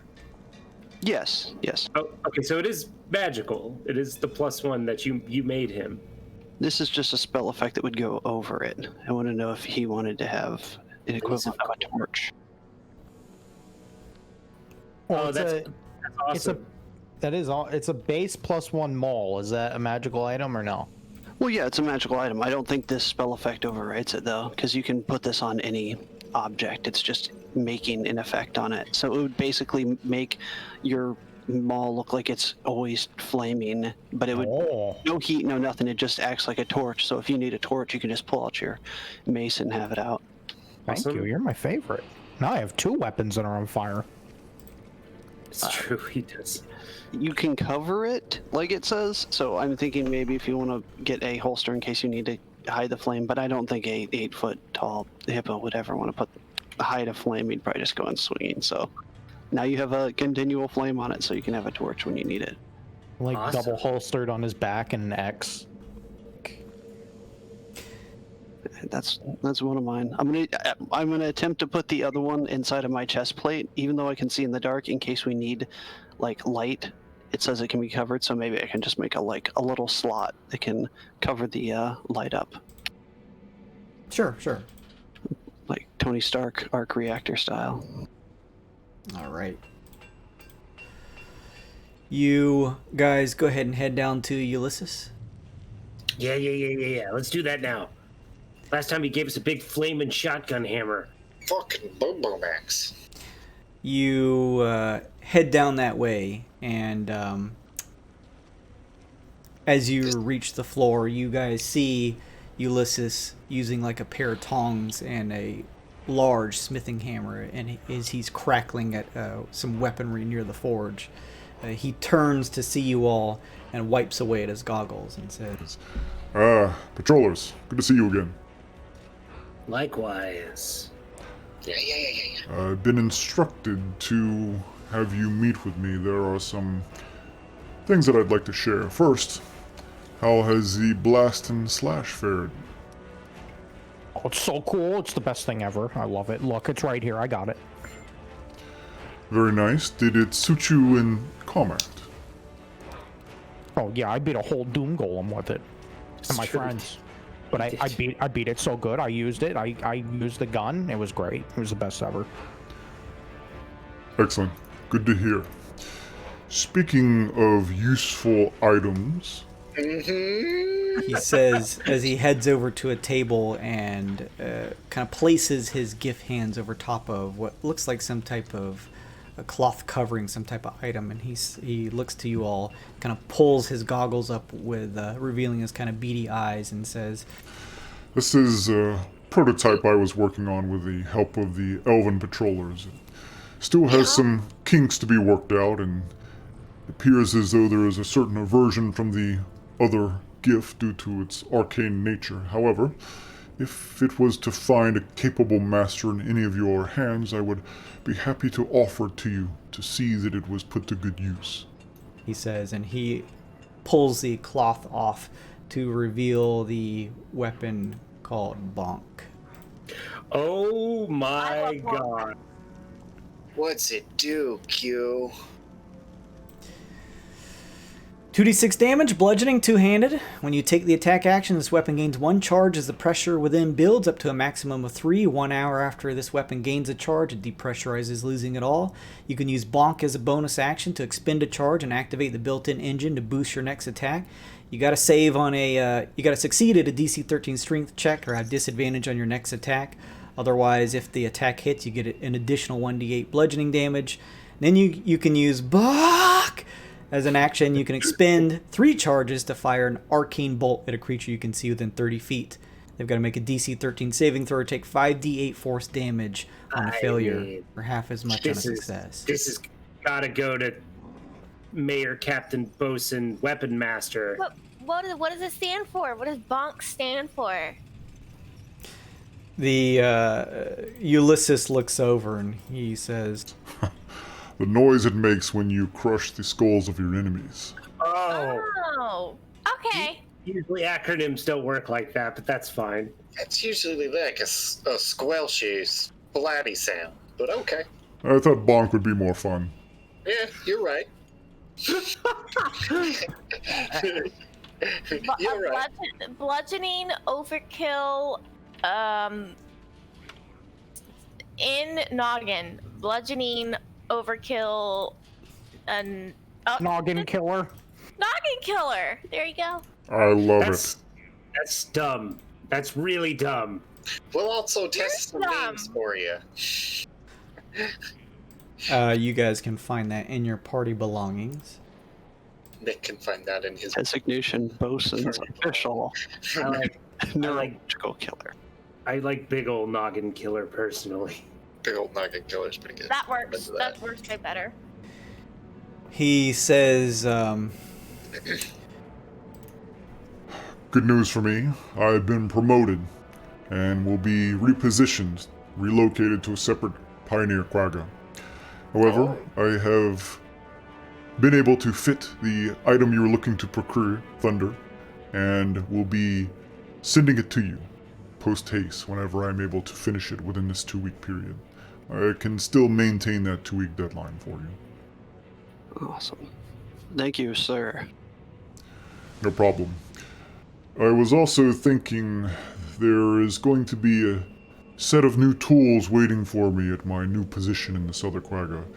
I won't necessarily need everything that I have here, so these have always helped me to handle the materials here at the Smith, and considering that I've made some adjustments to them, could possibly help you out should you find yourselves in a combat situation.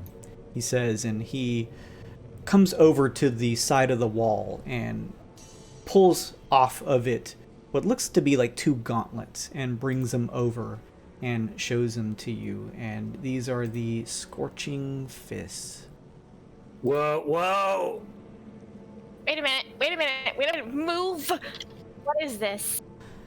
This is a wondrous item. It is rare, made of ceramic and metal plating. These gloves allow their wearer to manipulate hot metal without fear of burning oneself, as well as to smelt ore and wield metal. It has 10 charges. It replaces 1d8 plus 2 by replacing the fuel canister on the side. To do so, you'll need to buy the equivalent of 10 GP of high-quality oil. The manipulation takes 10 minutes and can be performed once per long rest.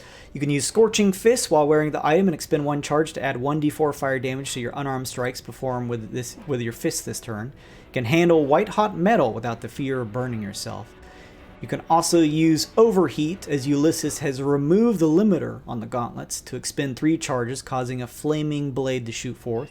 The gauntlets shed bright light in a 10-foot radius and dim light for an additional 10.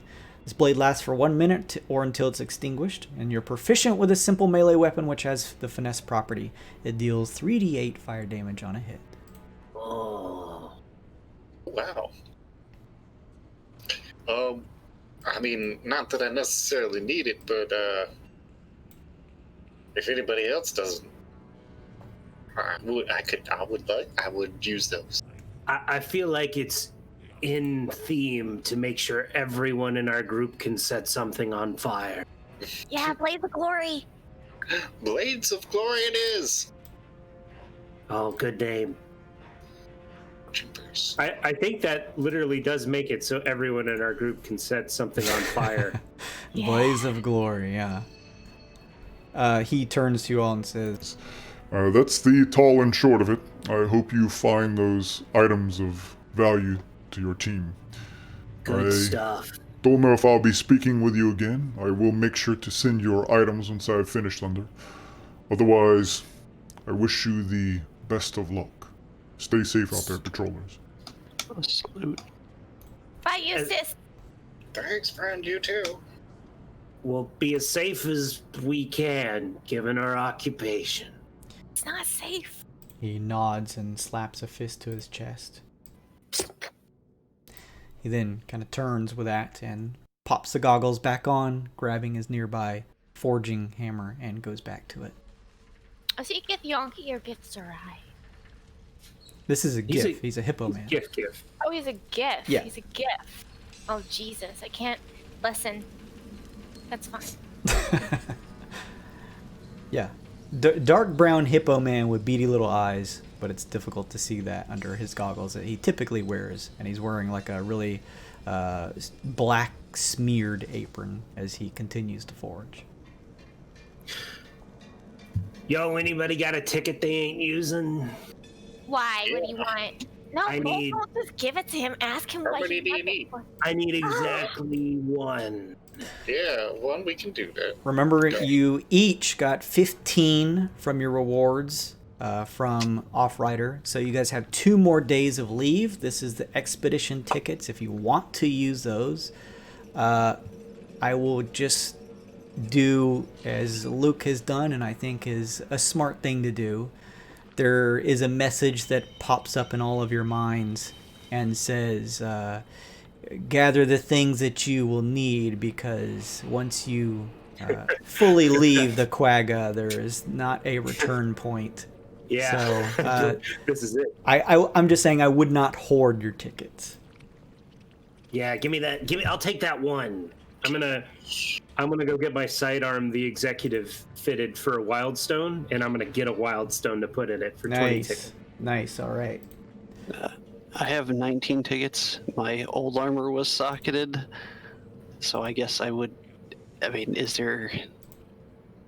could I parlay with them since I'm giving up the old armor just to get the new armor socketed in the process of creation, and just put a new stone, or get a new stone so I could throw it in there?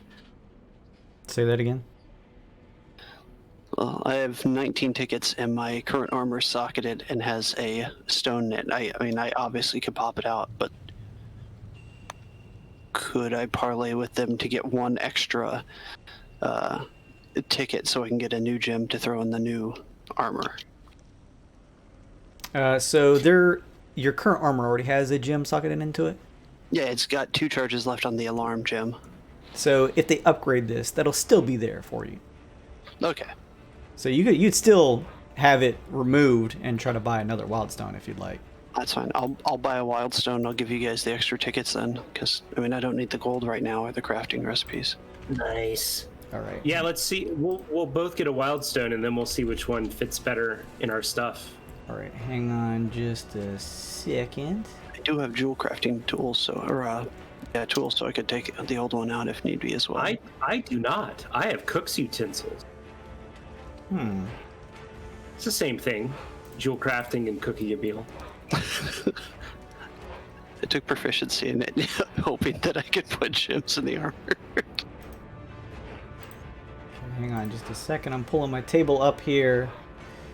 All right. Jason, hurry, Jason. Did you want to buy a new Wildstone, Thunder? Yeah, I'll buy one Wildstone, and I'll. Anybody else needs tickets, let me know. So for you, you're putting this in your executive. This is your weapon, right? My sidearm, my pistol that I have. Cool. I'm going to ask you to, let me just go down to the bottom of this. Please make me a D175 roll. Oh boy. This is for armor for you, Thunder, so go ahead and give me a D201 roll. 12. Gave you 3 digits, only needed 2. And barely that.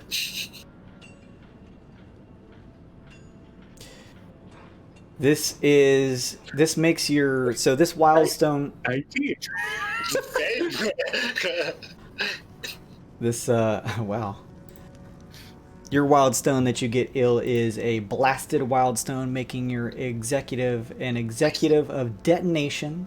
I'm going to post this in the chat, don't worry. The bearer may use a bonus action to activate destructive magic within this weapon.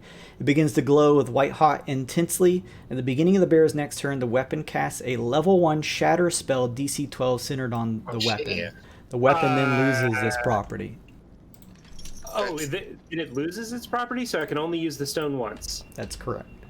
Oh, so if I need to self-destruct my Yes. weapon, I can fucking throw... Okay, that's amazing. Yeah. Okay, cool. It's like one of those Mr. Torque guns. Executive of detonation, yeah. That's amazing. Shatter's like a 10 by 10, isn't it? Yeah, no. Shatter's 3 by 3, but still, cool. And I can just make a new executive over like an hour, so it's all upside, baby. Ooh. And then just put that in my armor, I'll self-destruct. And then let's see for your armor. Let me take a look. You gain a defensive Wildstone, making your armor of defense. Whenever the wearer takes the dodge action, they gain +1 AC until the end of the turn. Yo, that's God. That's pretty good for you, tanky and shit. Gladly. So keep those in mind. Copy that text down. You guys get your Wildstones. Emma? Ironhide, you guys want to use any of your stuff? Bolt? Yeah. I'll have 1 Wildstone, please. What are you... Do you have the item, the weapon or armor socketed for it? It would probably be my armor, because I don't have any weapons. And I have drunkards in it right now, which if I get a cool Wildstone, I really don't need drunkards. Gotcha. So. Yeah, they're going to... normally, like in our main campaign, you guys have to try and fiddle and pull this stuff out yourselves. Here, this is a service they provide. No checks needed to remove stones and get new ones socketed. So if this is armor, Emma, give me a D201 roll, please, for a new stone. 1D201. 192. Hey, there's 3 digits. Finally. Emma, you receive a mirrored Wildstone that will make your armor an armor of mirrors. It contains 1 unreplenishable charge of mirror image cast at 2nd level. Yo! Ooh, armor of mirror. Wait, did you write? I'm just posting the effects there for you. That's good. Yeah. Best spell. That's gonna come in useful, I just know it. I'll make a note. All right, yeah. I'll totally get rid of or replace my drunkards with my... You have them pop it out and put the new one in there for you. Yeah. I have 7... Do I? That's not right. I guess it is right. I have 7 wild expedition tickets left. I have 7 as well. If you want to take some of them, Put them together, get another weapon one. Yeah, I was gonna let me buy a weapon one before we do the combining, but yeah. Oh, yeah. I lied. I have 8 left. So yeah, whoever needs it, go for it. I'll buy another weapon one. All right. With the if you're buying the weapon one, then please give me the D175 roll. 75.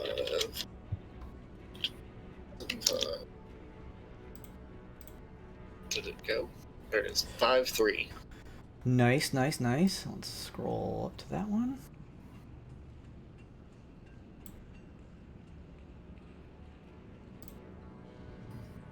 Let's take a look here. What weapon are you intending to put this in? It will be going in my crossbow. All right. This is a earthen wildstone, making your crossbow a crossbow of rooting. The bearer of this weapon is firmly rooted to the ground, standing on solid earth or stone. If an effect would move the bearer against his will, the distance is reduced by 5 feet. Okay. Oh. Not all It's of them only are winners. reduced by 5 feet. It's not bad, though. I think I'll keep my James Bond stealth weapon. I'll attach the one that I have, which was the Wild Stone of the Void. Okay. Weapon can be detected by Detect Magic spell. Nice. Okay. Also good. And so I've got this one up for grabs if anybody wants to be firmly planted with their... I guess for those of you that have like 8 or 7, we could get something socketed and put it in your weapon. Yeah. I throw my stones on the table. Take them, or not stones, tickets on the table. I mean, I guess Cogman's already got his weapon. Mm-hmm. I guess we could put it in Ironhide's maul. Well, Ironhide's +1 maul already has the inspiration gem in it. From when he crits, he gets advantage on his next. Sounds good. And then I have the Blast and Slash and the Bonk. So I have 20 tickets. If somebody needs tickets and if I want to buy 2 gems, I could buy 1 gem. And you could socket one of your other weapons. I could socket one of the other weapons, or I could just give the gem up to somebody because I have 3 magical weapons at this point. I mean, I think we're all pretty loaded. So if you want to spend those tickets, go for it, man. If you were talking about scrapping your just regular maul, that would clear up a extra infusion for me, and I can just move the continual flame over to your new bonk. And you probably put those gems into those, because I can't put the +1 on either of those because they're magical already. Can you double socket a weapon? No, unfortunately not. Okay. But you can switch whenever you're here at the Quagga. Anybody one over the other? Can you put sockets in the magical weapons that the Quagga gave us? You could, yeah. Do it. Bonk or Blast and Slash gets it. I don't know which one gets what, but Buy the rune first. okay. Yeah. Is this for a weapon? One wild stone for a weapon, please. That'll be one. I don't. D175. He doesn't wear any armor, so. This is going to be perfect. We'll have just enough to get the 2 wild stones and then be able to socket both of his weapons, his extra weapon. Yeah, perfect. Nice. You guys spoil me. You're my favorites. 156. This is with 156. This is a ghost-tipped wildstone, making your weapon a weapon of the ranks. Whenever the bearer crits with this weapon, it gains the reach property for 1 minute. Shit! If it already had the reach property, increase its reach by 5 feet. Holy fuck! That's a bonker if I've ever seen it. For sure. Yeah, put inspiration on the Blast and Splash and freaking that one on that. The bonk. Jesus. Yeah. Yeah. Could shift that around like that. It's crazy. Thank you. Biggest GIF ever. It's your guys' rolls. I'm happy you guys got some cool stuff though. So I've got 3 left, and then each of you has 8 or 6 left over. Yeah, I don't know how much we could get in terms of wild stones. Do we want to get an extra weapon wildstone or armor one for Cogman? Oh, we could get an extra armor one for Cogman, right? I thought he had. I thought we got him. Maybe that was 2 weapons. Never mind. He has one for his weapon. I don't think he has one for armor, though. Okay. I mean, I guess I got room on my bandolier if we got extra tickets kicking around. Not, married to it or anything. I'd say I would make an out-of-character decision to say that you would probably be better since Kevin's kind of not been able to make it. Okay, sure. Rather than load him with stuff that we don't remember. Oh, yeah, I guess that's fair. All right, so we use the rest of him to socket my vest and get an armor wildstone for my vest. He also has his tickets when he comes back too. Oh, that's true. Oh yeah. Fuck him. No, I'm just kidding, Kevin. He got 15, and then he also has, according to his sheet, an ill infusion for +1 damage on his cane, and then a wildstone of speed. So, yeah, he's got good stuff too, so he's not messing out. I was thinking he was pretty toughed up. All right, so if we're gonna add something to my vest, what do I need to roll, Jason? If it's armor, a D201. Oh boy. So, don't need those 3 digits. Get them out of here. Get them out of my sight. When being struck, you turn into an Illithid. Oh no! A fate worse than death. This is a key point thing. Go ahead and re-roll. Okay, cool. Key point? What the fuck is this? Get a hundo. Oh. I don't need 3 digits, guys. We've been over this. But I want you to get a hundo. To be fair, only half of them would be over. It's true. This is a holy wildstone, turning your armor into armor of faith. When the bearer of this item rolls hit dice, they can choose to re-roll them and take the second result. Okay, hell yeah. You got my religion. My religion is brass, baby. Lead and brass. I was gonna say. Surely stealing lead. Cool. Okay, so I get it's essentially advantage for rolling hit dice. Yeah, advantage, but if you do roll, you have to take the second result. Oh, okay. So a little bit of a risk, but if you rolled really shitty, then you have the opportunity. That's great because ill is actually very squishy in several ways. Halfling advantage.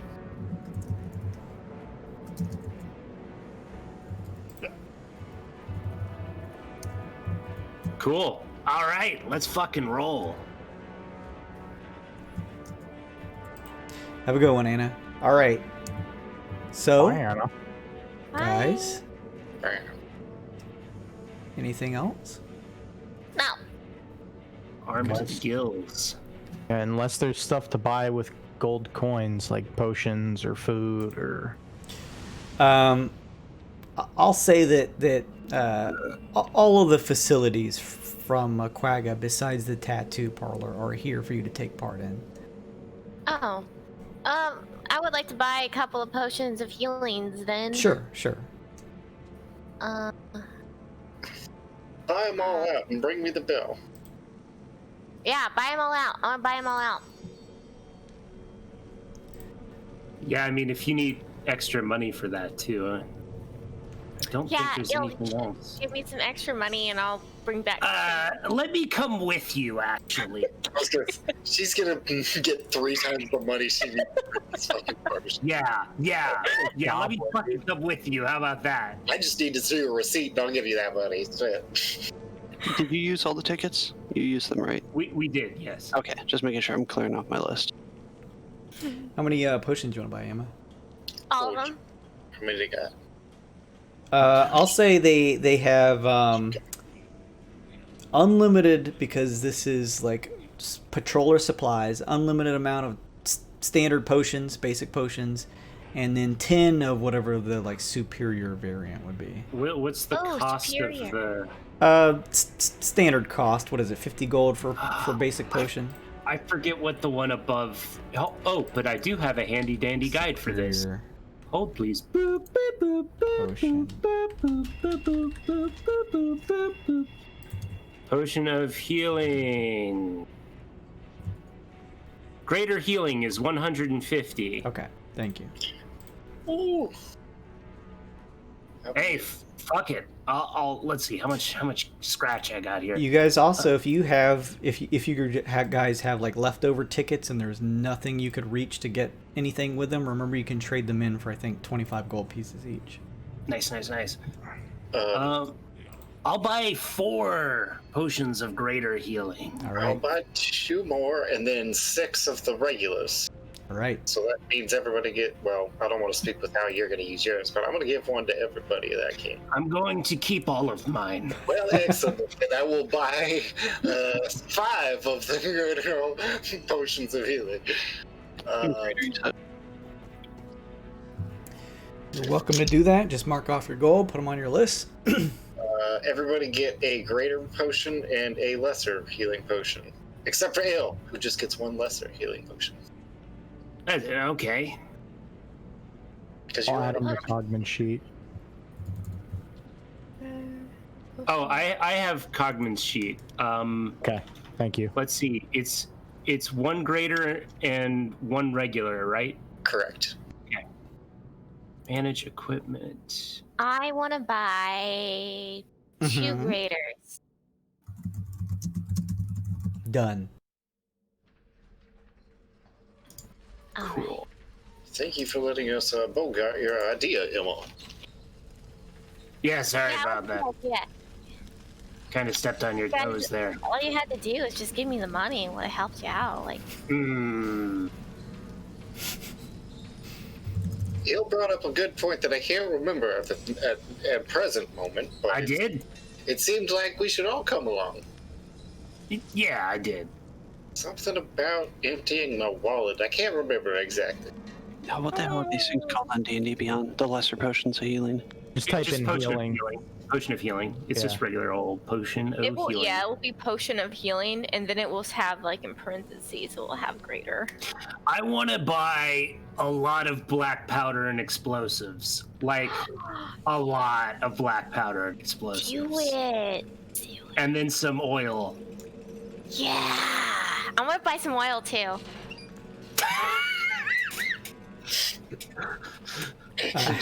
What quantity of oil are you guys buying? I want to buy... Can I buy 500 gold worth of explosives? What form of explosives are you looking for? Like a like goodbye grenade or? Like black powder charges, something you set and blow up. Okay. I'll put 250 in there. I'll say 750 gold worth of explosives. I'll say that they have. Hang on just a second. They sell that for like an explosive that you set. Are you looking to have something that has a trigger to it, or just like after a certain period of time goes off? Well, I mean, what do they got? If they got something that's got like a nice fancy countdown, that's cool. If not, I'll figure something out. I'm an artificer, for Christ's sake. They have a sticky bomb that has a 12-second countdown, 2 rounds worth, for 50 gold apiece. They also have a remote bomb for 100 gold apiece, and it can just be activated once it's set. I will take 5 remote bombs, please. Okay. Actually, 8 remote bombs, please. I'm just gonna go ahead and give that out. The gift that is selling these things to you from the shop says, Hell yeah. hands it over to Hell yeah. What's the radius on those things? you. These Good question. Somebody else who didn't find them. these are let's see, D&D 5e grenade. These are gonna function just like a frag grenade. Stack.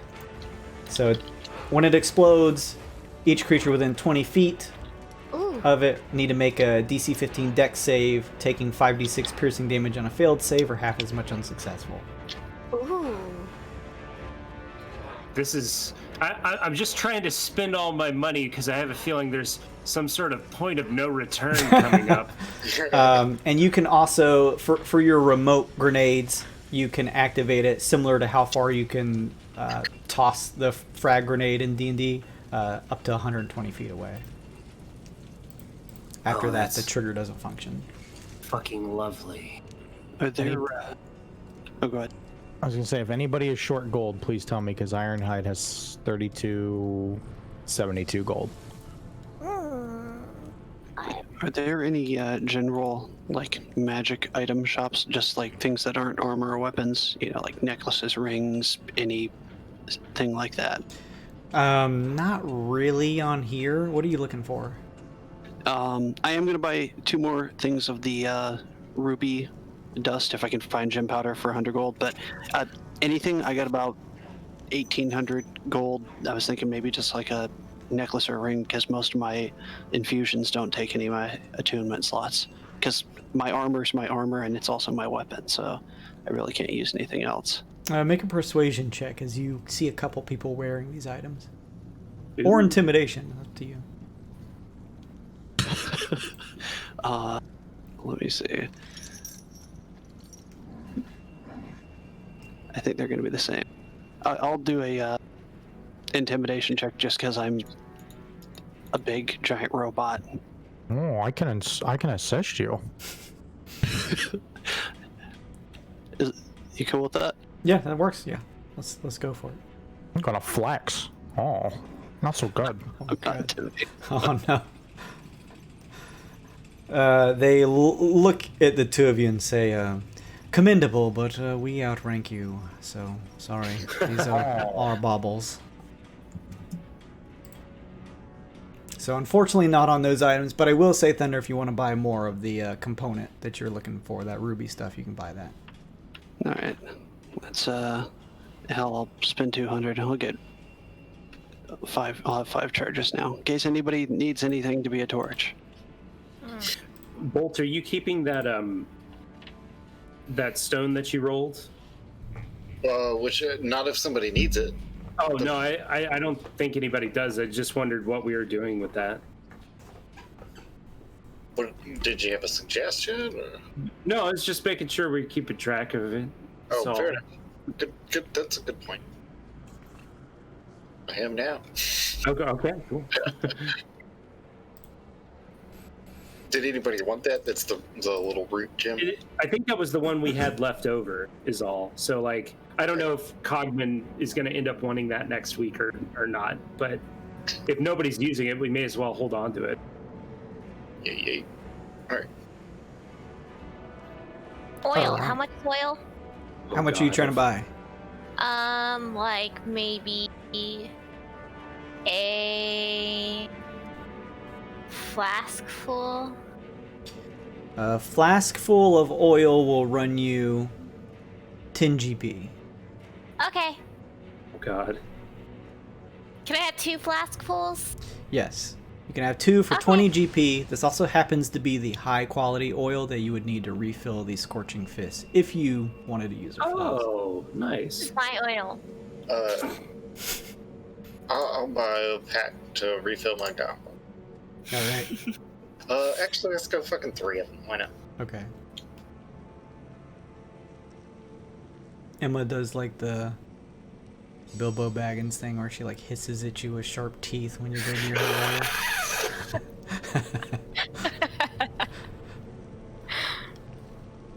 Why shouldn't I have it? All right.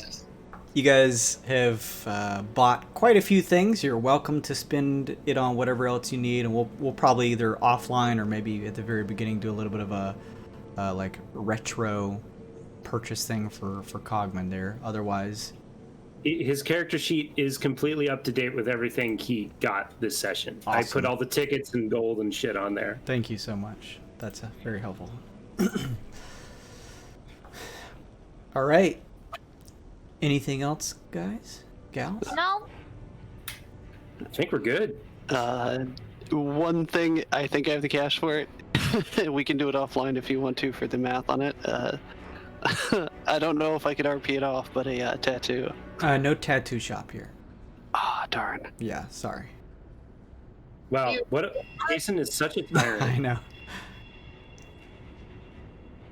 There's gonna be no tattoos or hip hop or rock and roll in my house. No fun. That's how we play my game. All right. So, Okay.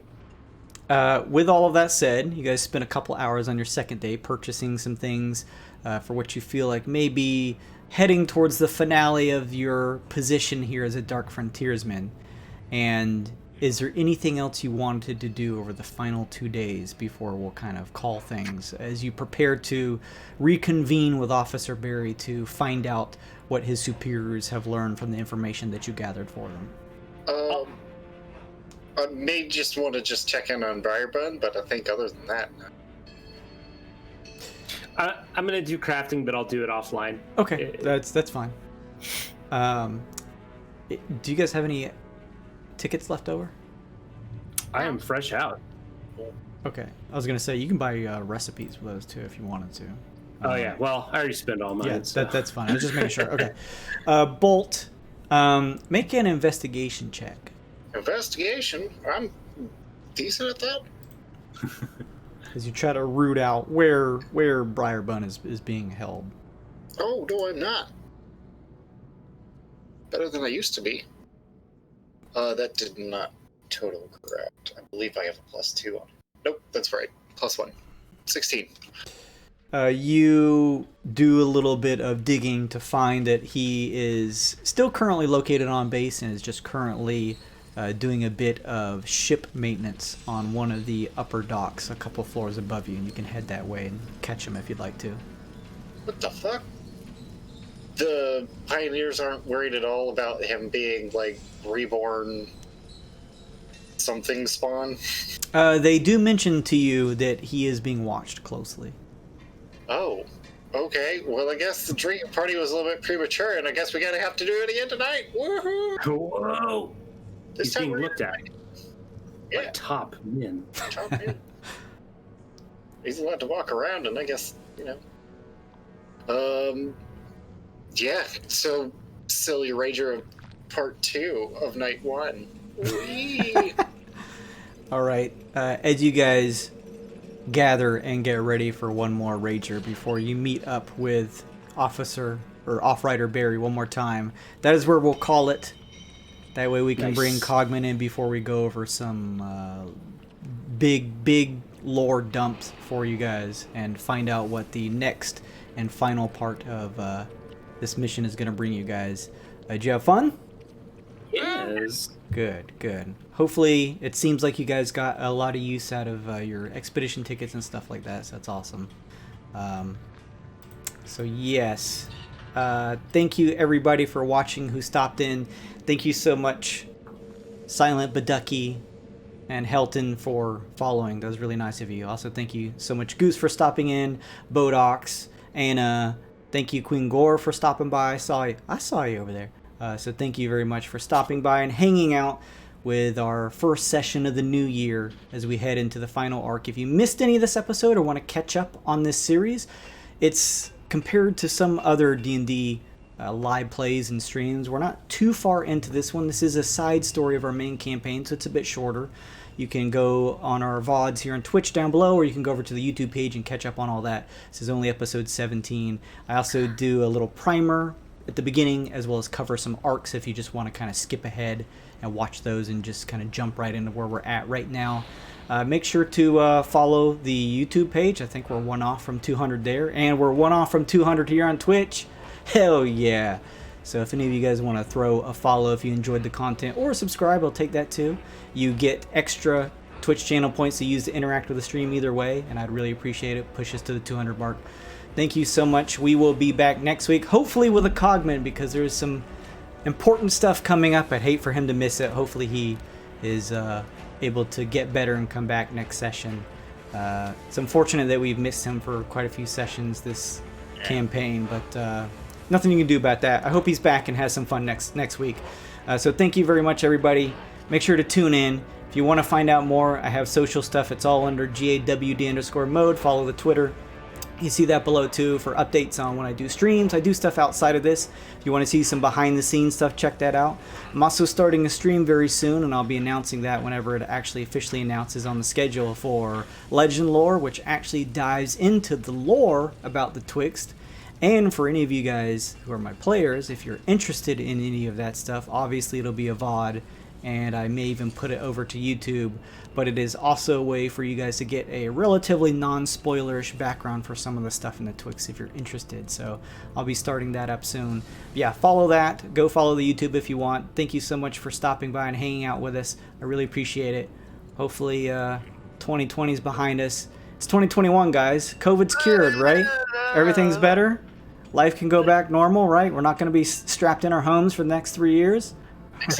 Right. Okay. Don't get COVID. We'll be back next week. Bye.